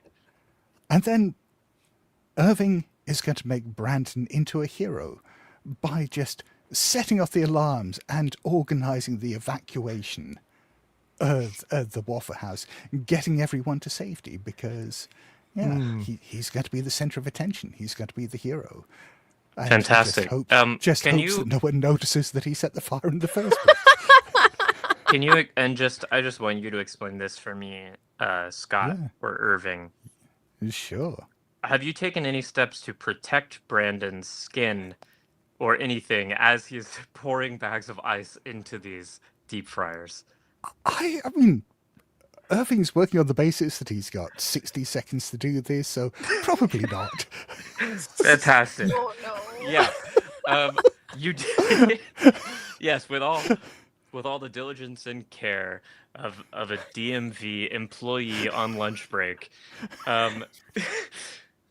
Yes, Brandon stonewalls his mom completely, walks into the kitchen, grabs ice bags to pour into these deep fryers. And again, this man is non-reactive. A DMV employee has seen it all. Every kind of explosion and tantrum. And so as oil starts popping and bubbling and exploding out of these fryers onto him and burning his face and his arms, that doesn't faze him at all. And he walks calmly back out. Yeah, walking calmly back out, clothes smouldering, hot fat running down his face, saying, "Please leave the building in an orderly manner. There is no Yes. need to panic. Hair on fire." Yes. You will now all be serviced at gate 3. This poor boy who as a child watched his dad burned alive in a deep frying accident. Now does this, and Irving is going to turn this boy into a hero. He's going to make this boy popular. Yeah. And everyone in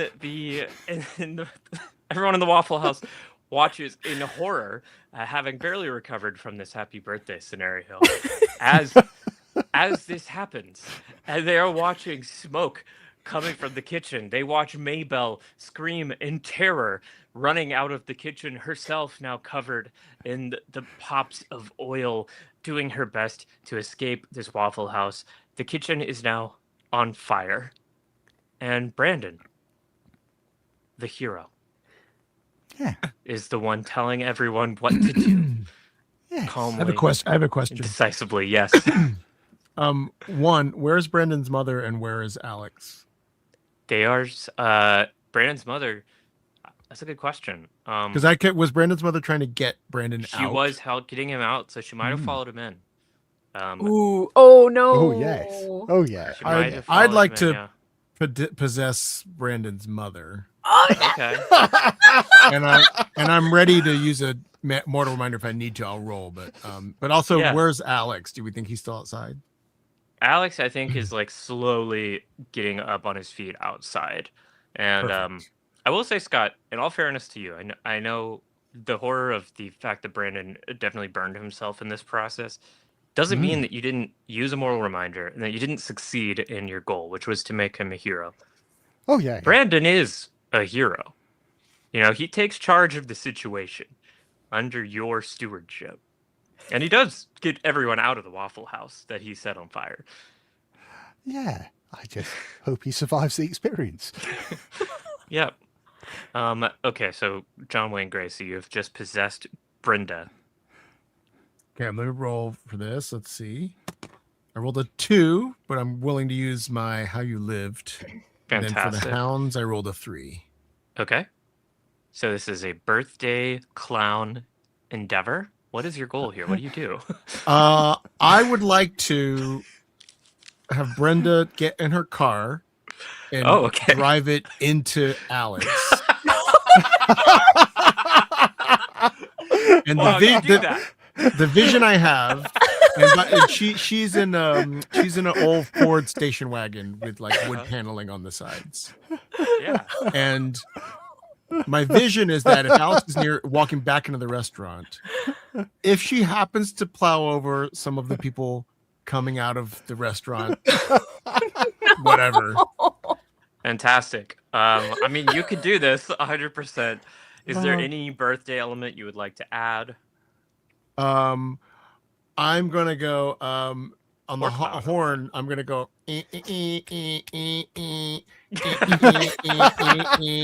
and I'm gonna stick my head out the window. And this is Brenda's head doing this. Yep. And she's gonna shout, "You'll be my July guy!"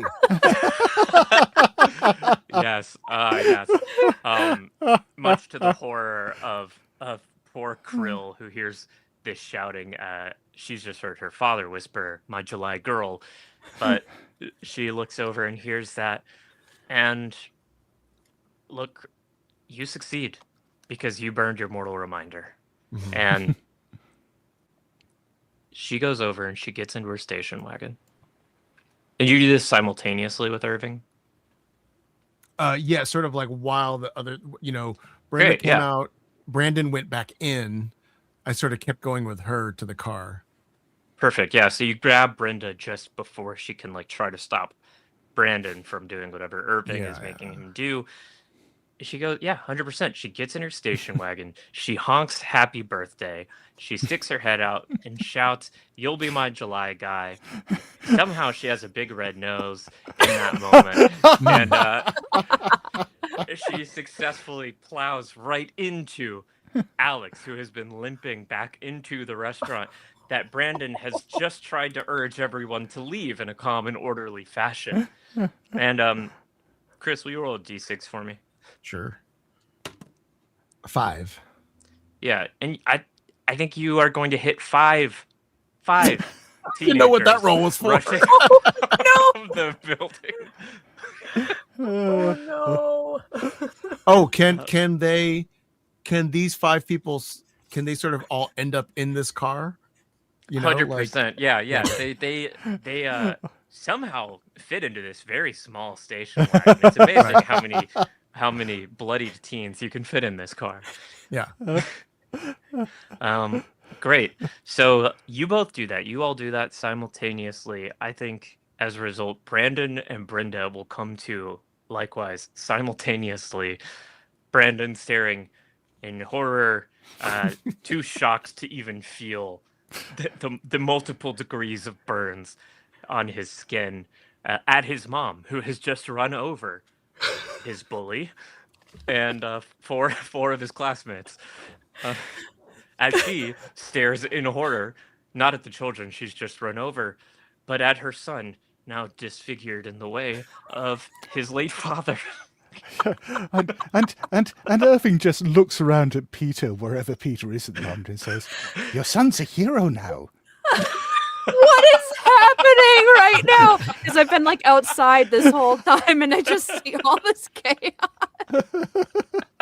I just like the timing of people like successfully fleeing from the fryer, going out the door, and immediately getting hit by a And station wagon. that is Teamwork. so true, Chris. The station wagon is now blocking the front entrance of this now burning Waffle House.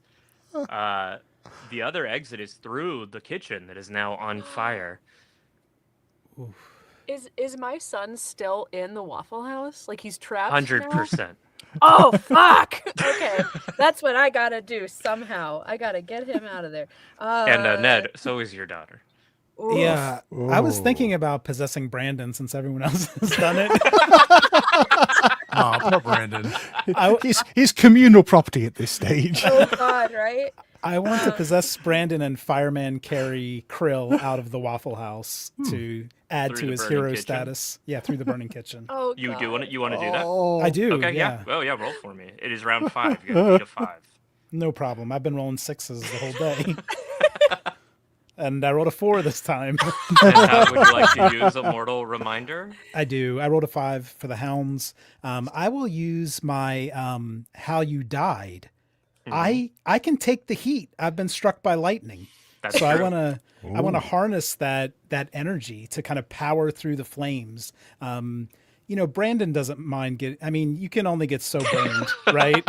He doesn't care. Yeah. Yeah, so he'll kind of shelter Krill in his arms and his clothing, and because I'm sure the clothing's not flammable, and run through the kitchen. But he can take the heat for a little while, maybe 60 seconds. And you don't want Brandon to be further hurt, I assume. I don't. I actually was hoping he would take Krill to the movies because she said the ex-boyfriend was kind of shitty. Yeah, I mean, Krill's like 28. Brandon is solidly 15, but Yeah, but they can get some howling, but sure. Yeah. You thought he was in successfully his do that. 20s for some reason. Hey, it's on theme. This poor Brandon, ragdoll of fate. Thankfully, doesn't have to grapple with the horror of being in his body for at least the next minute, as he is yet again possessed. This time, jolted into being with an electric energy. He runs, grabs this 28-year-old woman who will spend the whole time trying in vain to fight him off, and and finds herself being held in surprisingly strong, scrawny, sloughing, melted arms as the fireman carries her back through the burning kitchen. But amazingly, the flames don't touch either of them, as though repelled by a sort of static force field around them, and they both at least make it through the emergency exit out into the back of the Waffle House where the dumpsters are, safe. Wow. Sarah, you must know how lightning types and fire types interact. I don't know. Is this going to hold up? Are people going to attack us for this? No, there's absolutely no interactions between fire and electric. Okay. Well, we'll make it work then. Yeah, so then I imagine he's like out of the body right when he sets Krill down on the ground or, wherever he deposits her. Yeah, he sets her down as soon as you put Krill down and you relinquish control over Brandon.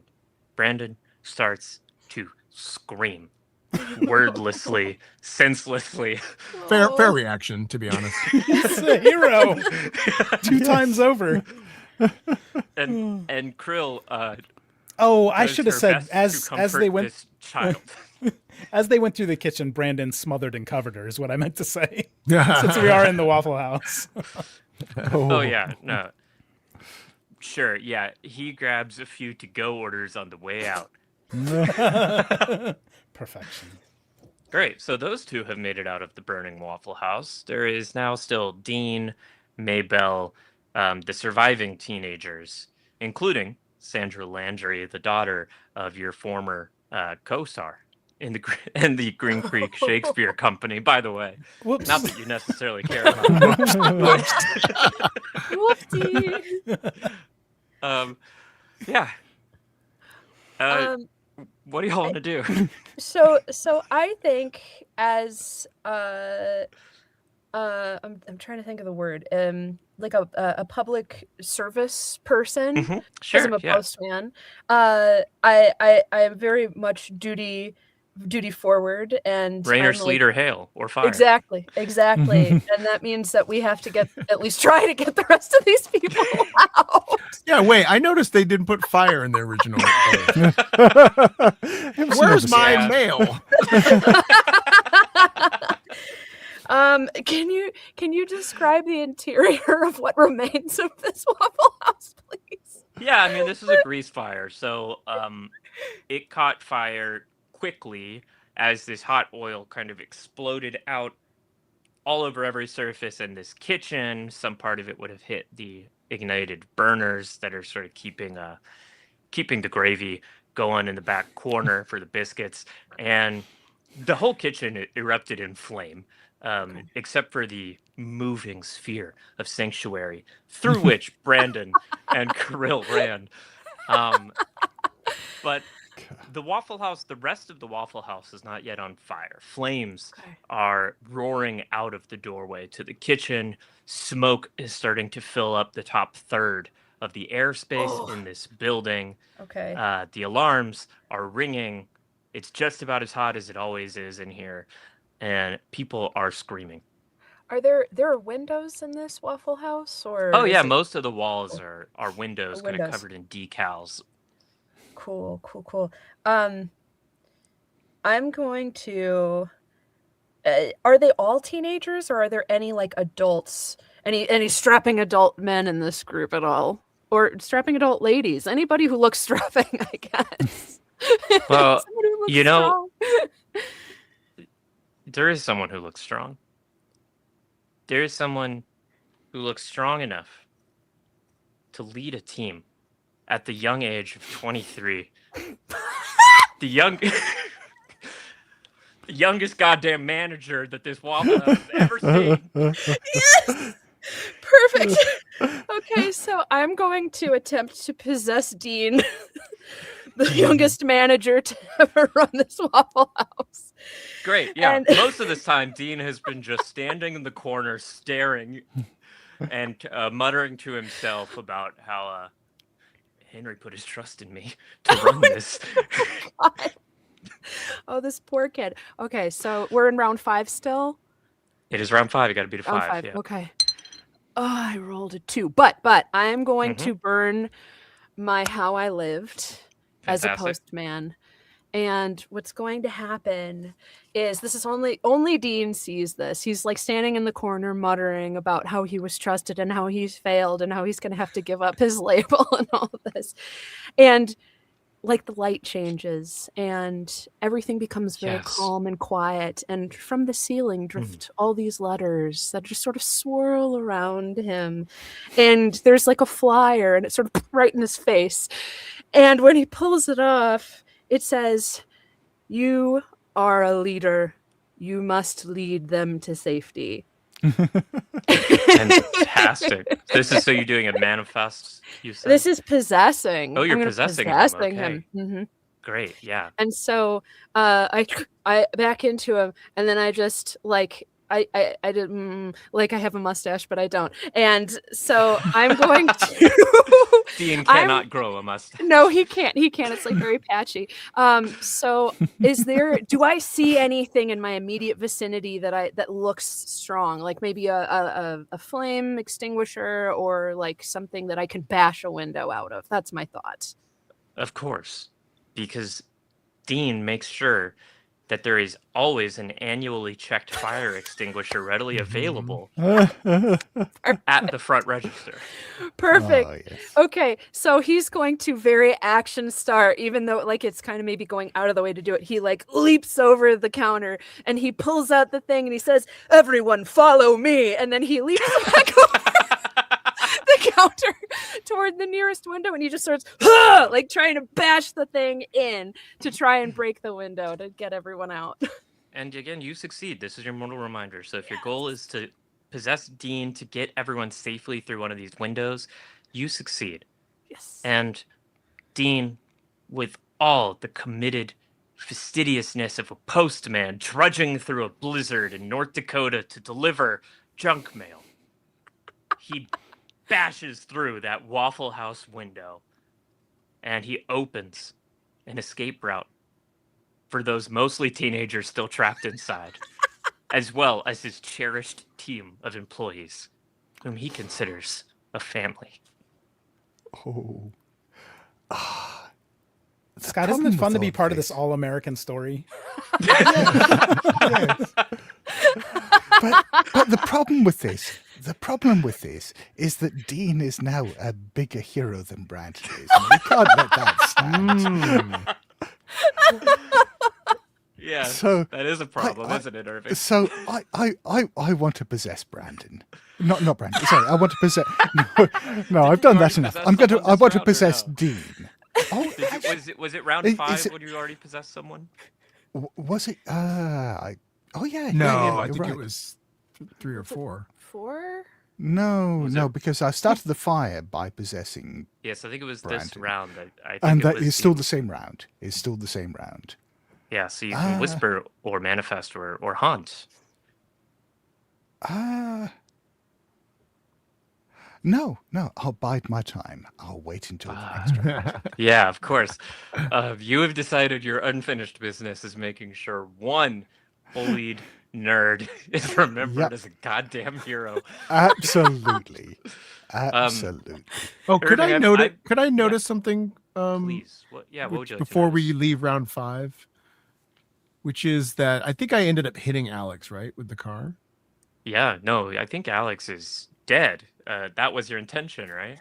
It was, but is it possible that in the collision, I noticed that his wallet fell out of his pants and his driver's license or his student ID showed up? Yeah, and it turns out it's actually not his birthday. Yeah, so you hit Alex. You hit him as Brenda, but you were no longer her. Floating around as John Wayne Gracie the ghost, kind of just sort of investigating, just looking at all these young strapping bodies. Of course, you can notice a student ID from St. Lionel's High School, where he is the pitcher on the varsity baseball team, by the way. And what the fuck? His birthday is November 5th? I'll just say to myself, I've got to have a birthday today. That is right. And I just feel something here whose birthday it was. I feel something pulling me through into the restaurant towards the back of it. That's just all I feel for right now. Yeah, I'll say as a birthday clown, you can feel that pulling you.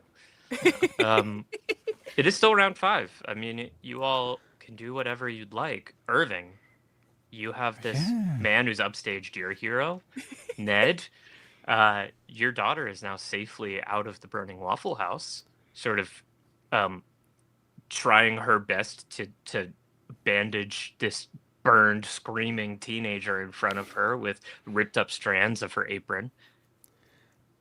I do have another good idea for Ned to communicate like his love for Krill, and also always works. Yeah.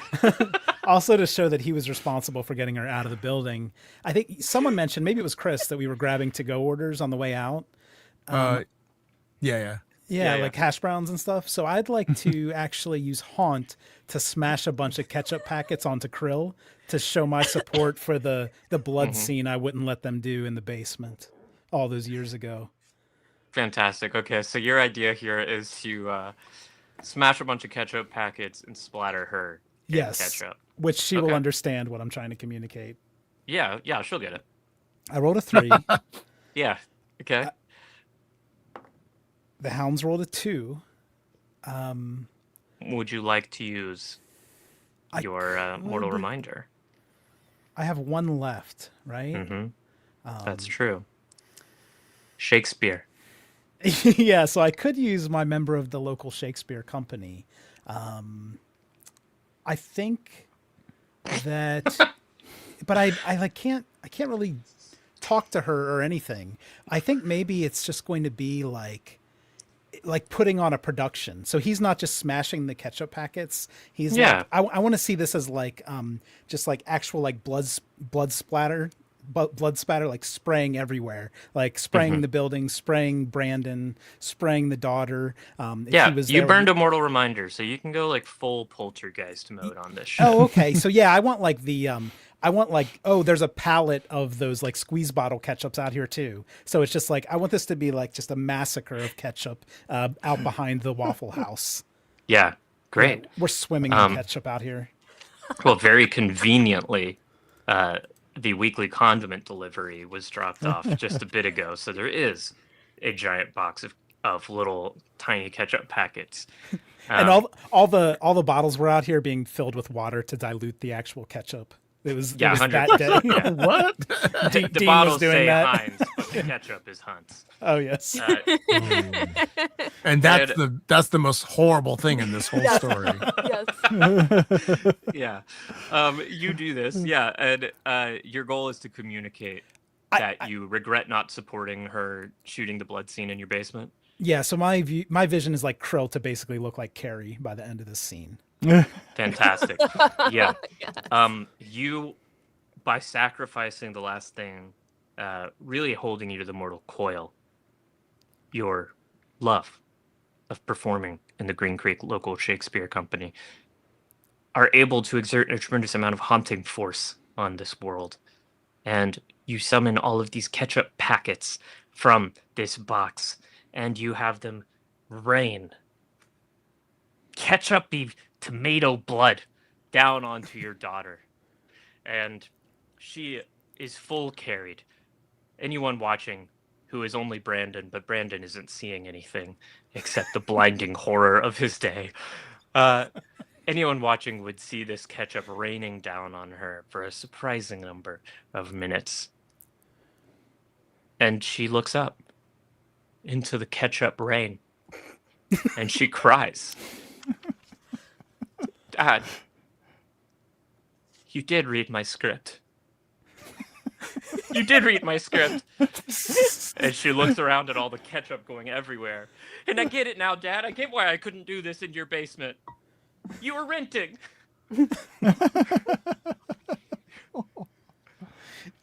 Oh, I like to think there's like a tear that's just like clearing out some of the ketchup on her face, and Ned is so moved by this as a ghost.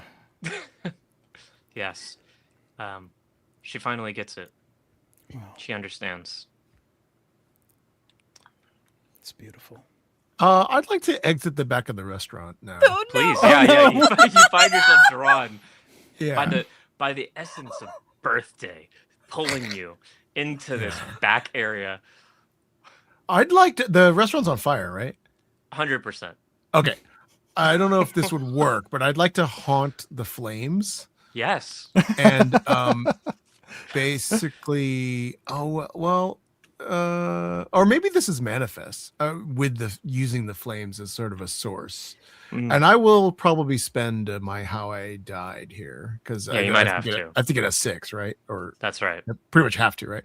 So if you'll grant me some audio too, I'd like to use the flames to make like a clown face.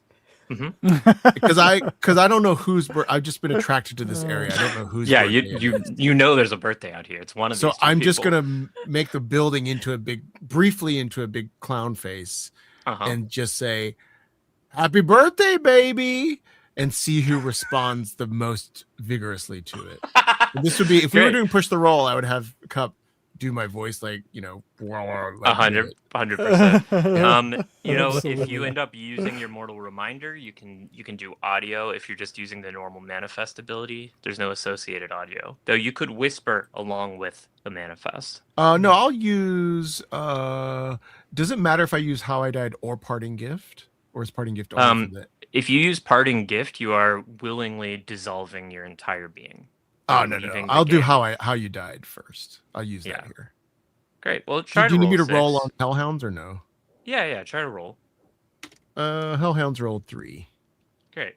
What did you fail your roll? Is that why you're doing this? Let's see. Because you might get a 6. Oh, I did get a 6. Oh hell yeah! I mean, if you just want a little speech bubble in the flames saying "Happy Birthday, baby," you can do that too. Oh, actually, yeah, I don't need audio. Actually, I'll just have the clown face with a cake head and candles. Beautiful. Yes. You watch, Ned. I don't know if you notice him doing this, but Ned, your daughter Krill is sort of laughing. She's forgiven her dad after all of these years. Her dead dad. They got this moment she never thought would come. He read her script. He read Critters, and she is spinning around laughing in the ketchup rain when she catches sight of this birthday clown face in the flames. And she will shout, And you came on my birthday, Dad. I can't believe you remembered. And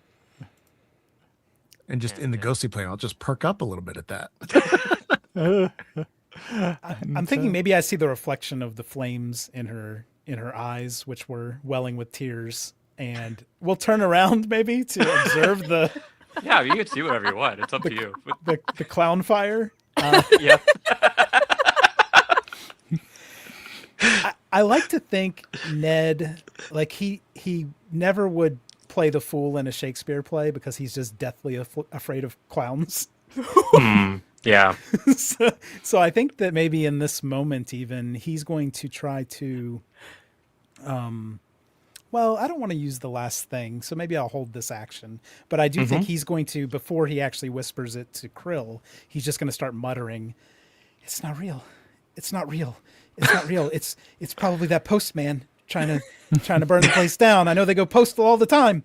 I mean, you can see John Wayne Gracie there. Oh, it looks like John Wayne Gracie. Okay. Well, I mean, he's just there as Ghost. I mean, he's out here manifesting this. Oh, okay. So I know it's him.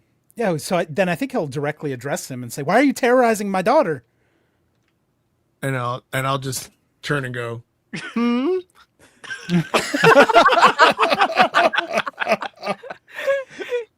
It's her birthday. How could you do this on her birthday?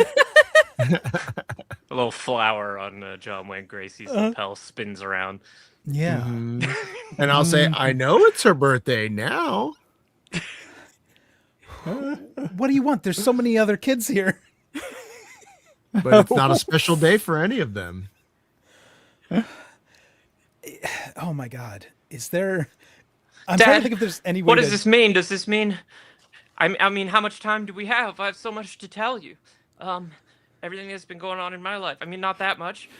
She just is telling you about what's going on. Yeah. I think if there's a way to do this, I think what he would aim to do is to possess Krill once again. And, Okay, yep. And get on... There's probably a motorcycle or a bicycle. Now, you have already used possess in round 5. In order I thought we were in to round get 6 Krill now. to safety. No one's failed. Oh, we're still in... Damn it. I Y'all can't keep do using that. your mortal reminders. I used Haunt as well, so I can't do a whole lot. Shit. All right. You can whisper, or you can manifest. Yeah. I think I will whisper to her and just say, "I love you, but you need to run like hell." Great. Okay, roll for whisper. I rolled a 4. That's not enough. That's not enough, and I'm out of mortal reminders. You are, yeah. So you can do your parting gift to warn your daughter to run like hell, if you'd like. The hounds rolled a 1. I think if I was Ross, I would have had a really cool like soliloquy about running there, but I don't know anything. What is a parting gift? What's the rule for that? The parting gift is it's a mortal reminder. It's a guaranteed success on anything you want to do. But it means you are letting yourself die for real. You are letting go of your last little grip on the mortal plane. Okay. Yeah, I think like he'd fucked up everything in his life while he was alive, and this was the only one that's like stuck with him, the only one he really cared about. And after he saw the joy in her eyes with the ketchup brain, he's at peace now. I think he's ready. I think he's ready to leave. So he wants to urge her with everything he's got to get the hell out of here before the fire clown rains down. Fantastic. Great. With your very last, final, tiny little bit of consciousness, you're able to whisper to your daughter. And what exactly did you tell her? To thine own self be true. Run, motherfucker! That's the last thing she hears. Run, motherfucker. And now she knows that you did love her and you do support her. And if you're saying that, you have a good reason. And she trusts you this time. And so she runs. And because you used your last immortal reminder, you will succeed in your intention, which is to push your daughter to flee to safety. Unless, I suppose, John Wayne Gracie wanted to use his mortal reminder to do something to confront it. Not at the moment. We'll see what happens. Great. Well, then she runs. She gets into her car and she hightails it. Oh yeah, we didn't have to steal a motorcycle. She works here. Yeah, she works here. Right. Oh, yeah. Sorry. Did I say car? I meant sick fucking hog. Yeah. Raised her right. Oh, yes. And John Wayne Gracie, you watch as this birthday girl rides away into the not quite sunset, sort of the still burning early afternoon. I'll watch her sort of go into the horizon, and I think Brandon's still here, right? Brandon is still here. Yeah. No. And I won't do anything to Brandon. I'll just, I know that Brandon's not gonna, as a player, I know he's not gonna hear this. I'm just gonna turn to him like he's my buddy and just go, well, it's all right, Girls don't just cook up the same anyway. So true. Scott, any comment? Yeah. Scott, when you eat your lab-grown human meat, do you care what gender or sex it is? No, I'm all equal opportunities on that front. So, okay. So Irving, what's going on? Yeah, I've got an idea. I mean, I feel like, with using your mortal reminders, do you have to roll first, or can you just jump straight to using it to get the extra benefit? You can just jump to it if you want. Because that's what I'm going to do. I'm going to use my How You Died to manifest on Dean, because I don't want Dean to come out of this as a hero. And let's face it. Wait, Irving's got so petty. He has. Wait, Irving was always petty, but death has brought this out. While you play this scene out, Scott, I just briefly, as a GM, I've simply been wondering about your death this whole game. And I was just about to get into that. Okay, fantastic. I'm so excited.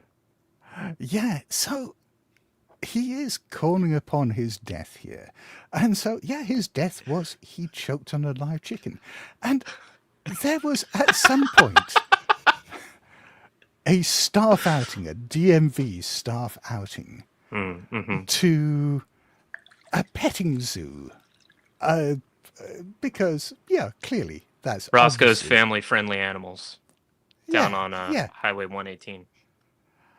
And Irving has always been this mild-mannered, nebbish. He's never really stood out. He's never really done anything remarkable.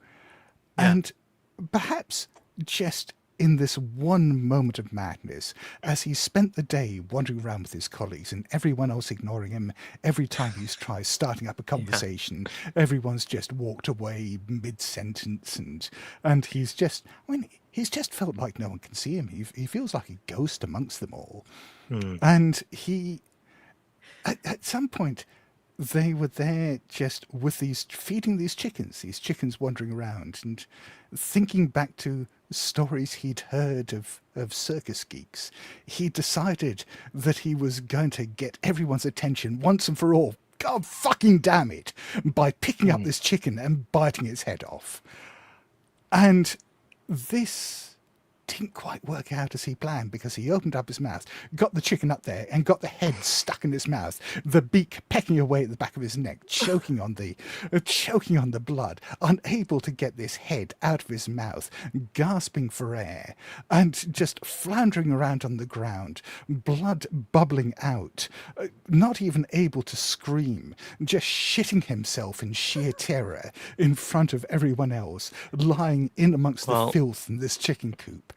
And Irving, I think part of, if you recall, through that, you were pretty focused on the feeling of the chicken pecking at your uvula and the blood filling your throat as you lay dying amidst the hay and goat pellets.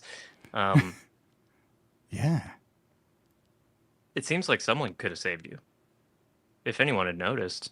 it wouldn't have been hard for anyone to stop that from happening. Yeah. But unfortunately, no one did notice.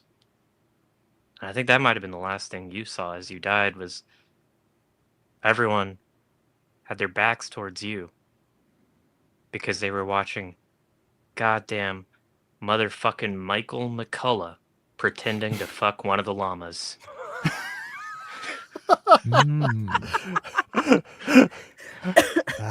That llama fucker.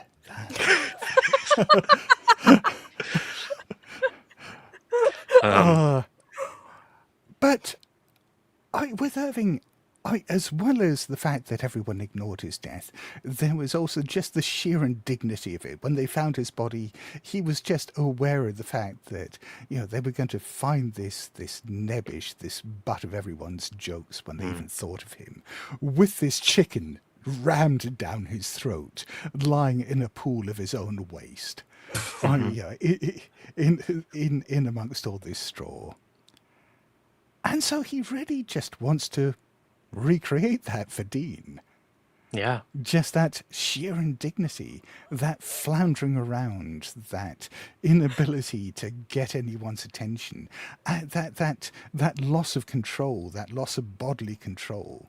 Yeah, I just want him to. I want him to not die, but maybe wish he died as he, 100%. as he relives Irving's death. Yeah. Great. And how are you going to do that? You want him to literally relive choking on a chicken in front of all these people? The thing is, I'm using manifest here, so perhaps he isn't even aware of this, but this is just what everyone else sees him doing. I love that.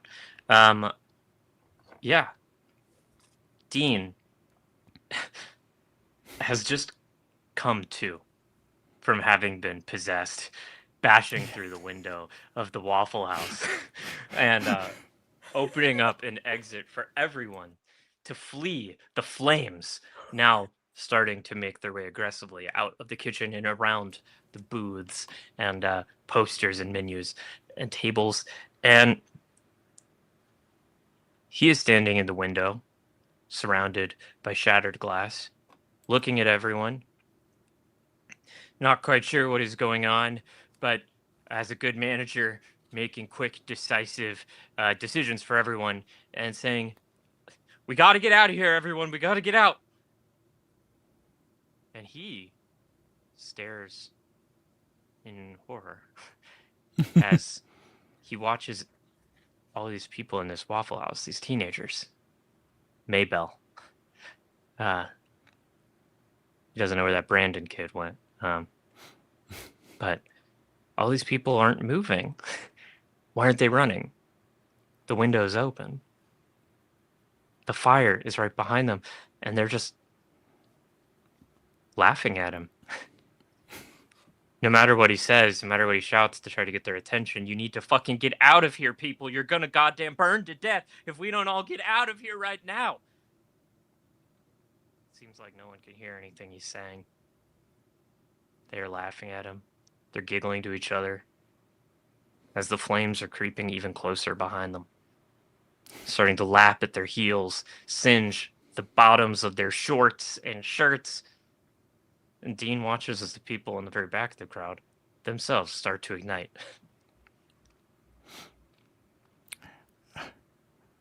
And can I just put a bow on this by trying to use my whisper ability just to whisper in Dean's ear, "Llama fucker." Yep. You do, yeah. Give me a roll. This would be a great one to burn out on. Yeah, that's a 4. And I rolled a 6 for the hound, so it is a failure. It is a failure.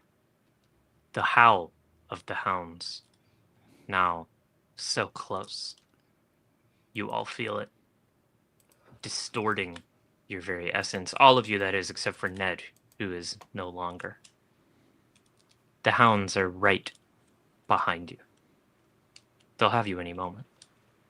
And Irving, you go to whisper llama fucker into Dean McCullough's ear as he watches the horror play out in front of him. And you find that you can't. You can't because as you approach Dean, the family resemblance finally strikes you. He looks just like Michael. Michael McCullough. Whole family of llama fuckers.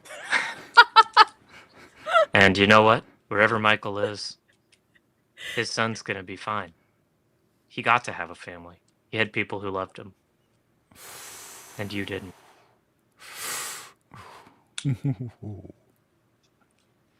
It is now round 6. Dean has finally managed to snap people out of whatever hypnotic trance Irving had placed them into. And though they still giggle anytime they look at him, and for whatever reason, they keep calling him a chicken swallower, chicken spittle, yeah, nice job blowing that chicken, dude. The teenagers laugh at him. He is finally able to get them to start stepping out of this shattered window away from the flames. Some of the teenagers, already on fire, are rolling around on the ground of the driveway in the parking lot. Peter, John Wayne Gracie, Irving, what do you want to do? And I just want to tally. What do you have as far as how you lived and how you died left? All I have left is my parting gift. I've got how I died in parting gift left. And I've just got parting gift. Mm-hmm. So we pretty much have to use these in this round. We can't It's the only way to succeed. Did I assume, because I had possessed Dean during that time, that I didn't see Brenda, so I'm going to assume that she's not in the building. But I think I saw Brendan being possessed and running outside, so I'm going to go check on my child, because that's like my thing, is like making sure my kid is safe.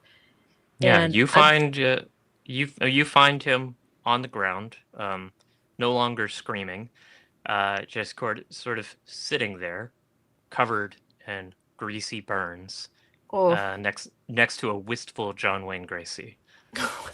Oh, God. I'm gonna turn to John Wayne Gracie. I'm gonna be like, "What did you do? What is this? What the fuck happened?" What did I do? I didn't start any fires here. No, He's clearly traumatized. Yeah. What's your question? Are the only exits out of this game either parting gift or the Hellhounds? Correct. Okay. Let me think about what I want to do. I want to catch someone else's birthday is what I want. Fantastic. Yeah. Come back to me because I'm still thinking. Yeah, we'll come back to you. I mean, in this, people have been able to flee the building. The fire alarms have automatically contacted the Green Creek, Oklahoma, FD. And so you can now hear the wailing sirens of fire trucks and ambulances making their way over to check on the scene. So there's always hope, John, that maybe one of them is having a birthday today. I've had a terrible idea. Please. Unlike any of the other ideas anyone's had. Yeah, this your game. first one. Yeah, I want to use my parting gift and possess Dean. Fantastic. And just say to everyone, look, I'm sorry. I've got to confess. I've got to confess to everyone. I set the fire. I put everyone at risk. I just wanted the attention. I just wanted people to pay me attention on this. I mean, everyone forgot it was my birthday. Oh, fantastic. Yeah, you say that. With your last little bit of consciousness, you attempt to seek your final revenge on the McCulloughs and all these fucking popular people. Absolutely. And as those last words leave Dean's lips, so too, Irving, do you leave the mortal coil, and in fact, any coil. And like Ned before you, you dissolve completely into nothing. Just maybe with these words whispered on the wind that only the dead can hear, just a llama fucker. Hey, what's up, man? Oh, no, wait, you're not done. You don't exist. You don't exist. You're done. There is no hell in this game. I've got 2 mortal reminders left, so Yes, you do. I'm also going to possess Dean. Yep. And is he sort of near the front entrance? He's sort of outside now? He is outside. He has kind of successfully managed to lead everyone out of the window he earlier didn't quite remember shattering. Yeah. So what I'd like to do then is have him I'll possess him with my How You Died. Slipped on soap.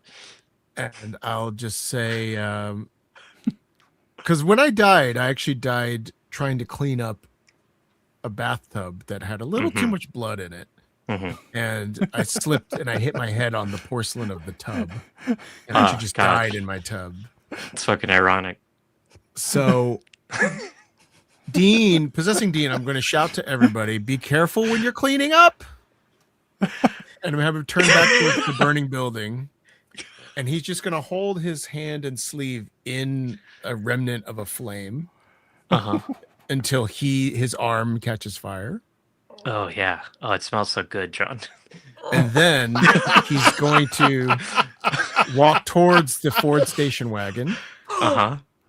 Yep. And he's going to open the gas tank and put his hand into the gas tank. Great. Yeah. Fantastic. And but the intent is to set the whole car on fire. Yeah. And because you're using a mortal reminder, you get to achieve that. Yeah. And I'll just say that while this is happening, in the last couple seconds of this possession, he'll try to position the arms of the 5 bodies, or actually was 6, right? I think, including Brenda, so that they're sort of upright. Brenda's still alive, but in the car? Yeah, she's in the car. Oh, great. Perfect. So the people that are dead, he's going to orient the arms that are sticking out of the car vertically to look like candles. Oh, so cute. Yes, using How You Died, leveraging your previous inability to successfully kind of clean up a crime scene. I think this time you're now able to pull it off. And you take Dean, arm aflame, and you walk calmly over to this station wagon. Yellow dent on the right passenger door, cute bumper stickers of all the national parks they've been to. And you unscrew the gas cap, and you stick your arm in, having arranged these bodies candlely. And you watch, it's beautiful. And I'll just go ahead and spend my parting gift. Ever seen. Right into my parting gift, which is I'm then going to. Oh, I can't possess again. Nope. Then I will. I wanted to possess Brenda too. What I'll do then is I will manifest with my parting gift.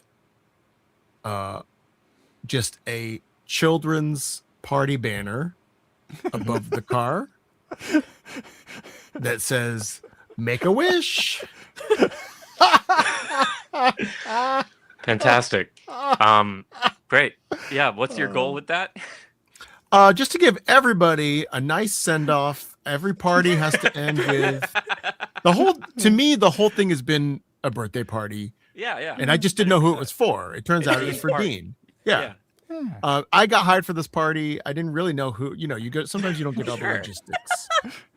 Yeah. And really that's all I've been doing is trying to give everybody a good time. 100%. Yeah. Great. Well, with your last little bit, your tiny last little shred of existence, you conjure a beautiful festive birthday banner. And Brenda, from her seat in the front of the now rapidly burning car,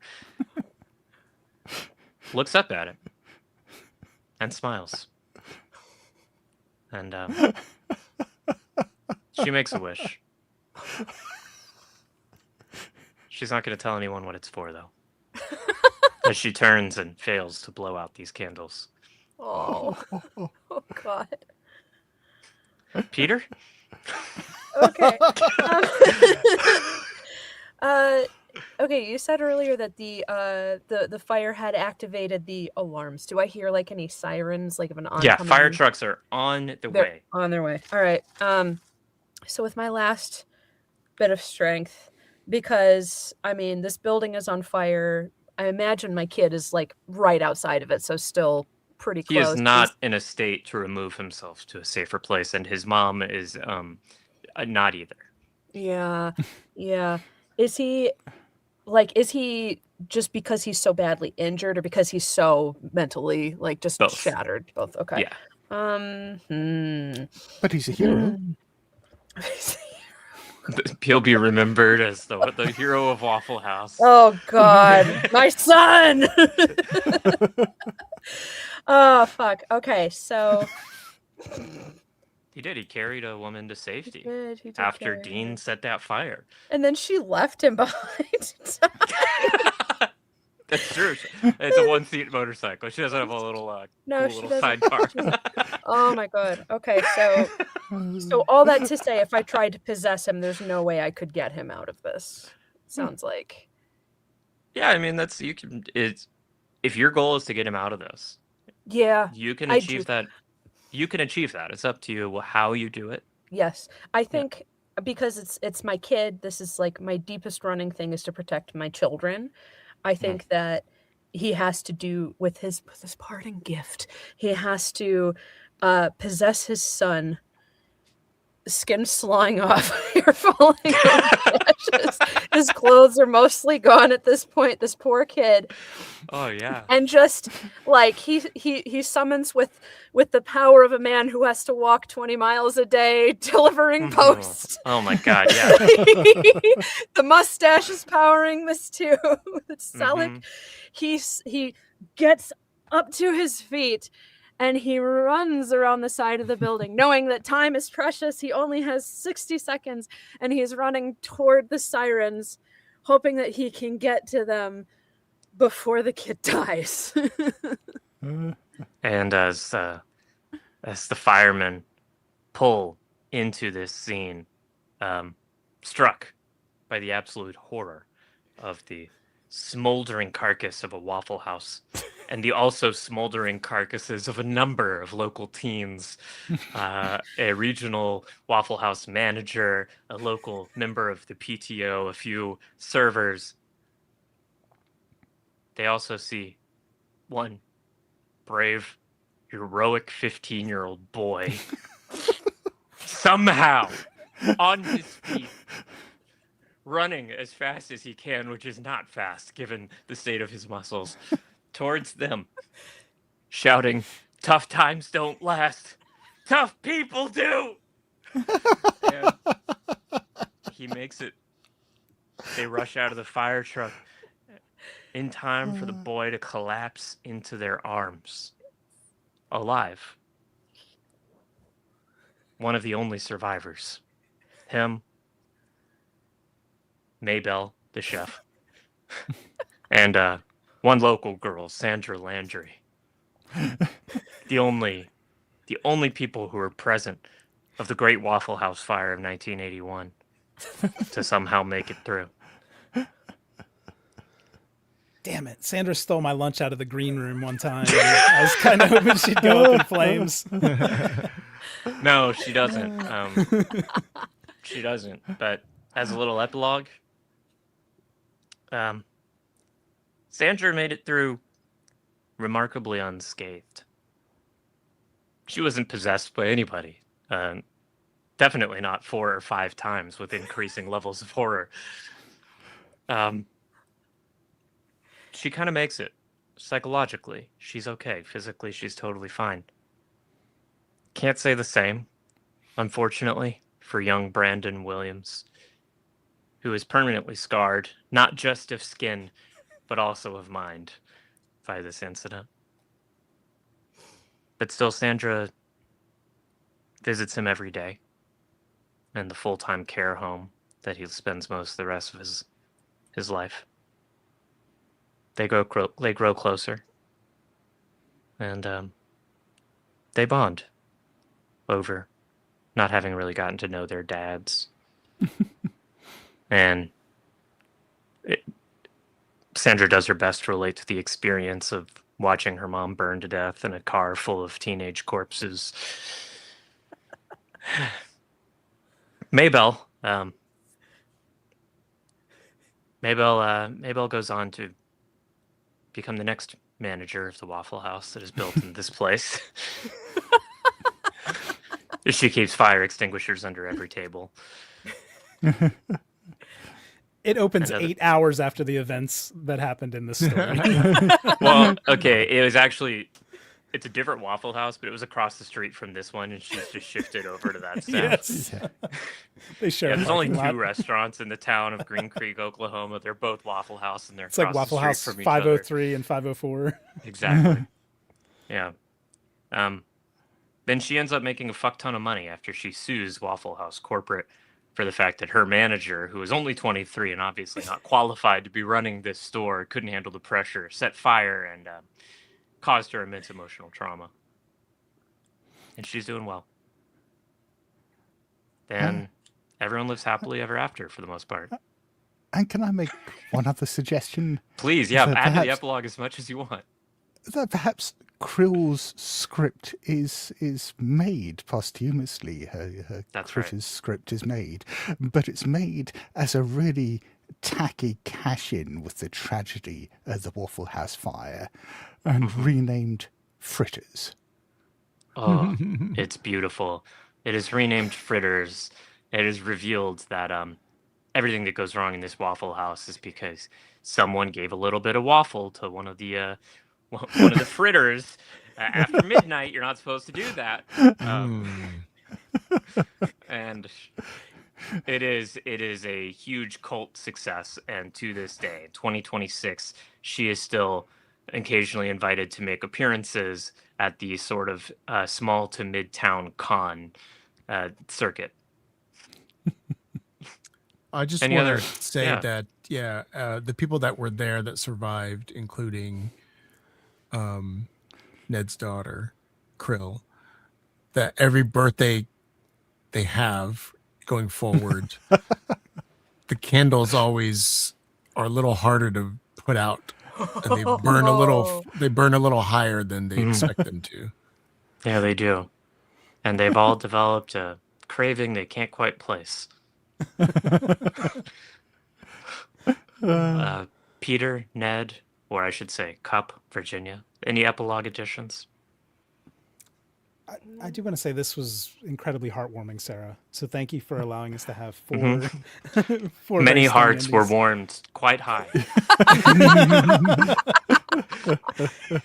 I do think that Ned basically dissolved into nothing. I think like if there's anything at all left of him, he's just going to try to accidentally haunt Krill for the rest of her life. And then, Cup, sadly, there is nothing left of Ned. But that doesn't stop Krill from reading her father into all the sorts of strange and inexplicable little things that happen in life. Every creak of the floor late at night. Yes.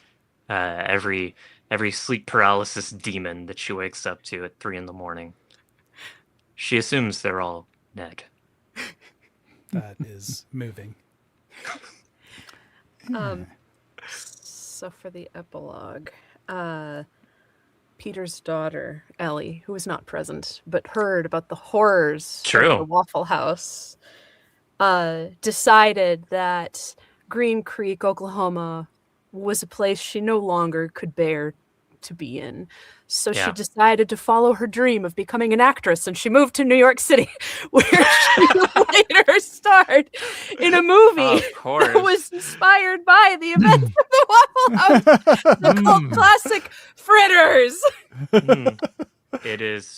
That is so true. Who else to star? Playing the role of Krill herself, actually. Young Ellie Williams. And the money she made from that film still pays the housing fees of her older brother, who has to stay at a rather expensive care facility. Ooh. She might have I have one more. too. I have one more pitch for this epilogue. Yeah, please, Chris. Which is the way that 6 Feet Under ended, where there's like future things, but then we were sort of back in the car. That all those epilogue things happened, but we're also still we're still part of Krill driving away on the motorcycle. Mm-hmm. And with the flames of the Waffle House in the back, and I'll just sing what we hear as this happens, which is we hear. I pulled the lyrics up. Mm-hmm. I could see a new horizon underneath the blazing sky. I'll be where the eagles flying higher and higher. Gonna be a man in motion. All I need is a pair of wheels. Take me where my future's lying. St. Elmo's fire. And somehow, off in the distance, you can see the two firefighters and a badly burned Brandon jump up into a freeze frame. The end. Oh, thank you all so much for playing this silly little game with me. Fun. That was great fun. Yeah, it was just as grounded and pleasant as I was expecting. Was that silly? I thought it was horror. Oh, was that horror? Nothing horrible happened. Everyone in the audience, thank you all so much for being here and watching us play. Again, this is Unfinished Business. It's a little storytelling TTRPG system I'm working on, and if you want to play it, you can do so for free using the rules as I described them here and don't have written down anywhere. They only exist up in the old keep nog. watching this, yes. And in the character sheet that is in the Discord, they push the roll Discord. Cup, anything else we should add at the end here? Do people want to say where you could find yourselves or plugs or whatever? I was just going to say any similarities or likenesses to serial killers, living or dead, are completely coincidental in this stream. Yeah, but I mean, I don't need to say where people can find me. You can find me on Push the Roll and all of its properties. But I appreciate all of you for being here and all of you for watching. Thank you. Scott has some exciting stuff going on. His show is nominated for an Emmy Award. Yes. The belly button related? No, not quite, no. That's my Delaware accent. Yeah. So, the Good Friends of Jackson Elias, the podcast that I co-host with Matt Sanderson and the Cup's been on many times, is up for an Emmy Award. Voting opens day after tomorrow, opens on Friday. If you're a listener of the show and you fancy doing so, we would absolutely love it if you voted for us. Amazing. They'll take your vote even if you don't listen to the show. So just go. Yeah, that's. But it would be cheap then. It wouldn't mean anything. Well, actually, that's awesome. Yeah, congrats. I'm cheap, Scott. Yeah, I'm vote cheap. for me. Anyway. Congrats on the nomination. That's awesome. Thank you. Hell yeah. Chris, you got any specials coming up or anything? Well, if you're in Los Angeles, I'm about to go to the Elysian Theater. I'm doing a work in progress final US preview of my Edinburgh show. Then if you go to chrisgrace.live, I'm going to be in London starting next Thursday. I'm doing shows at the Park Theater in Finsbury Park on the 17th and 18th. And then I'm going to Brighton, Manchester, Liverpool, and Birmingham. On my way up to Edinburgh, I'll be in Edinburgh all of August. So please come see my show. It's a new stand-up show, and it's sort of about how do you work with and get along with people when you only agree with them 88%, not 100%. Yeah, the show's called 88%. Yeah, and it's sort of about like probably most of us are leftish. How do we not balkanize ourselves into a bunch of little factions based on the fact that we don't agree on every single thing? Yeah, I'm sure it's just it's not a problem in the real world. I'm just saying. Yeah. I think. Look, if y'all want, you can go see the show. I think it's kind of fucked up that Chris is using like 88% as a statistic. I personally prefer 89%. Exactly. No, that's awesome. If anyone in the LA area should take that opportunity, Chris is dominates Edinburgh every year as one of the must-see shows, and if you can, you should. Thank you so much for being here with us, Chris. Yeah. Yes, And yes. Virginia, anything to promote? Not right now, nothing I can talk about, but hopefully I'll be involved in more of these kinds of projects because this is my bag. I love this sort of improv game, tabletop stuff. So That's right. Come back whenever you get a push notification that we're doing something. See a mix of these folks. Virginia, you and me both. My thing to promote is if any of y'all will be at Gen Con in a few weeks, I will be there with my improv team, Chill Touch, which is got a little guy you might have heard of on it named Ross something. And I thought you were going to say Clint Trucks. Clinton Trucks is our producer, but he's not in the show itself. Oh, But I'll he be will taking also tickets be at the there. door too, I think. For Yeah, I might be eating some shrimps with Cup. We'll find out if I can Some sneak into that krill. res, a few krill. But yeah, come to that show. Come say hi if y'all happen to be there. Otherwise, I don't know where you can see me. I don't know what I'm doing. You can follow me on Instagram at Sara Caplan, but I don't really do anything over there these days. But thank y'all so much for being here. This is the best gift you could give me for Dean's birthday. Just your presence. Thank y'all so much. I hope you have a wonderful rest of your Wednesday and that you enjoyed the show. Thank you. Bye, Happy everyone. birthday, everybody. Yes. Happy birthday Happy to you. Bye-bye. Happy birthday, dear audience. Happy birthday to you. I'm going to keep going until you end it. Yeah, this